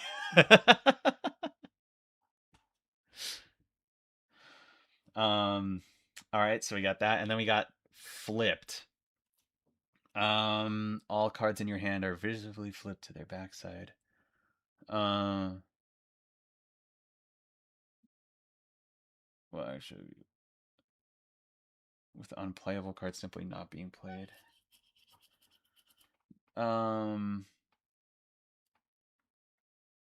Still allow you to use cards flipped this way. Okay, I will be going with your rework suggestion here, pretty much. Flipped, and then place your hand face down in front of you. Instead of normally playing a card from your hand, privately reveal a face down card. If it was not playable, return it to be face down. Your turn is not over. If it was playable, play it. Yep, I like it. Let's do that. So yeah, you just can't see. You just can't see what you're doing. So the disrupted player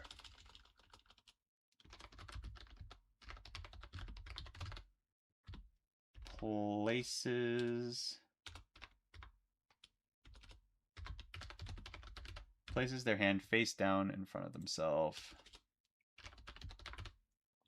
Instead of normally playing a card from their hand, privately they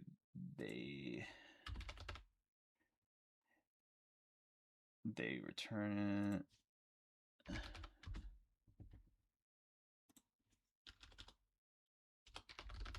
Their turn is not over. If it was playable, they play it. Yep. Okay. Good. Pretty solid.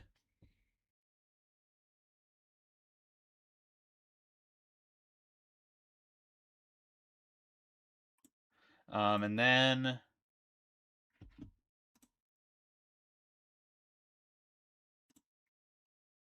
hide opponent's hands.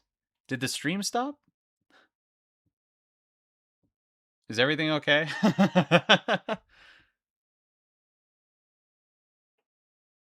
What's going on?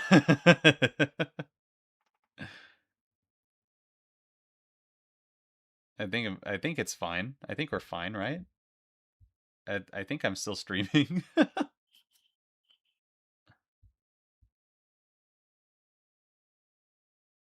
Stream good for me. Okay, weird. Nice. So then we got the hide opponent's hands. Yeah, card count is hidden until they call Uno. Yep. This one is, yeah, hide opponent's hands.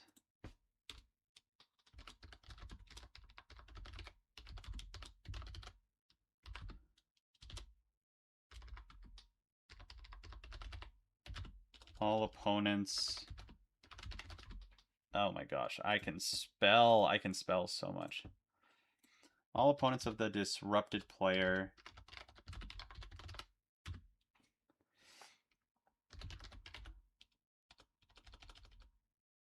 conceal until they call Uno. Yeah, easy. And then Twitch plays Uno. In the Twitch chat, viewers can type out a number associated with any of the possible actions. Okay. So they can only type in a number, so they can't play cards without a value, basically. Um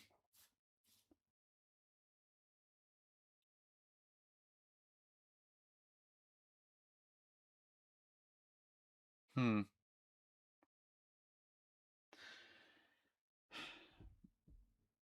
Okay. Yeah, this will be the last thing for today's stream. I made it really far. 64 out of 93 pages. uh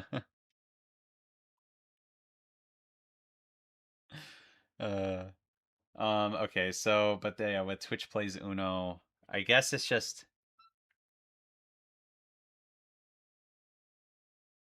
uh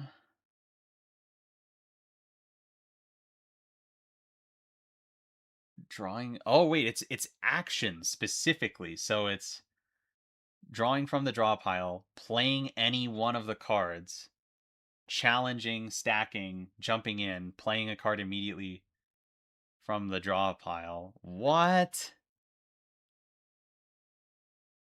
They just have a corresponding ID number. Yeah.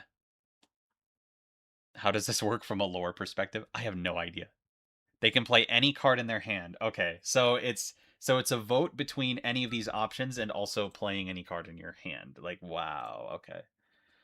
Um Twitch plays Uno.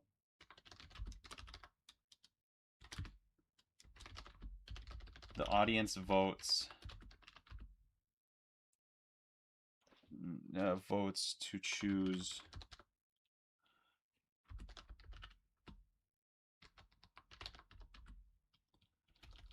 which option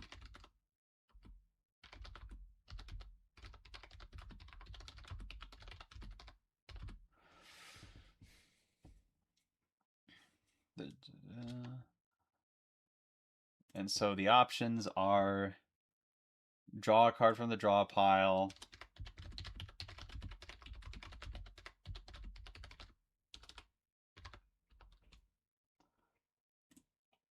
draw a card from the draw pile, play any card. And so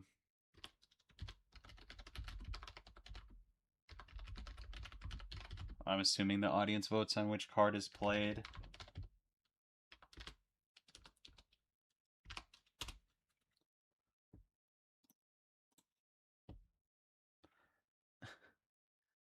Basically, Chad says what to do. Exactly.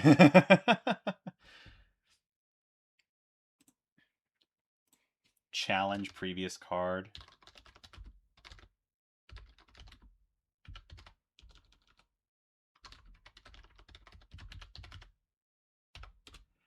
That's so crazy that they can make people challenge.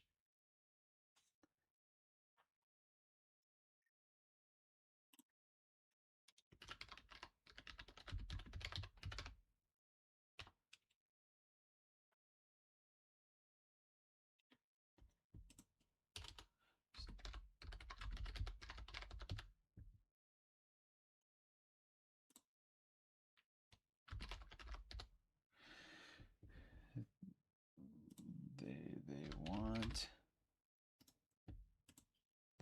the disrupted player to do.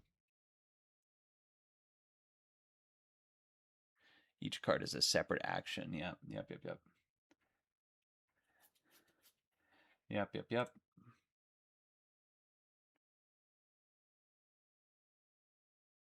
Yeah, the actions would be any time, but some of them are during their turn. Like obviously like challenging isn't quite on their turn.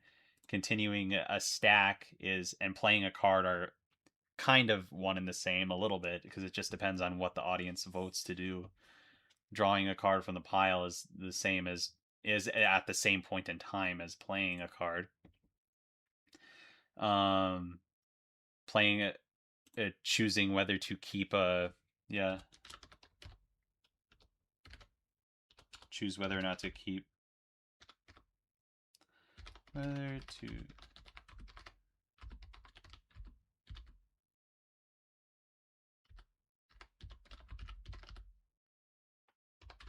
That's crazy. So yeah.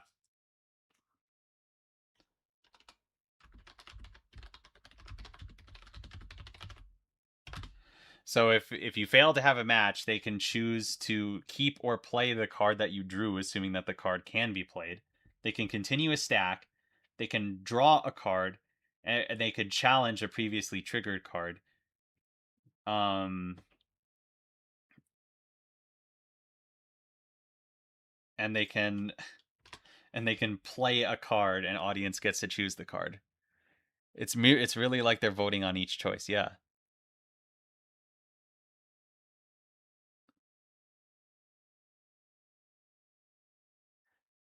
Choose whether or not to stack or challenge. Uh,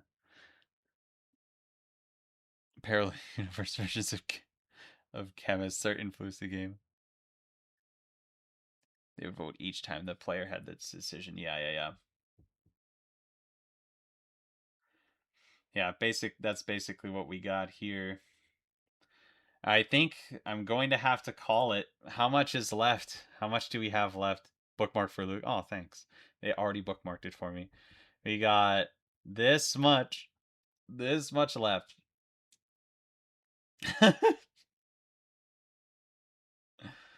Woo. Well, I might be able to finish this next time then. I might be able to finish this next time. And so there will have to be a next time in the relatively near future. But I am getting hungry. I appreciate y'all sticking around. I mean, especially thank you to Orange and Wario for helping me out a lot, and other people came in here too with suggestions and help, and that's why I wanted to stream this as well because I knew I'd be able to get some more public opinion on the matter. And I'm just yeah, I am a fan. I'm a fan of this document. I'm a fan of what it is doing to help out. But I have some pizza that I would like to eat. It is my weekend. So I am going to end the stream now. Thank you all for being here. And I'll be back at this again in the very near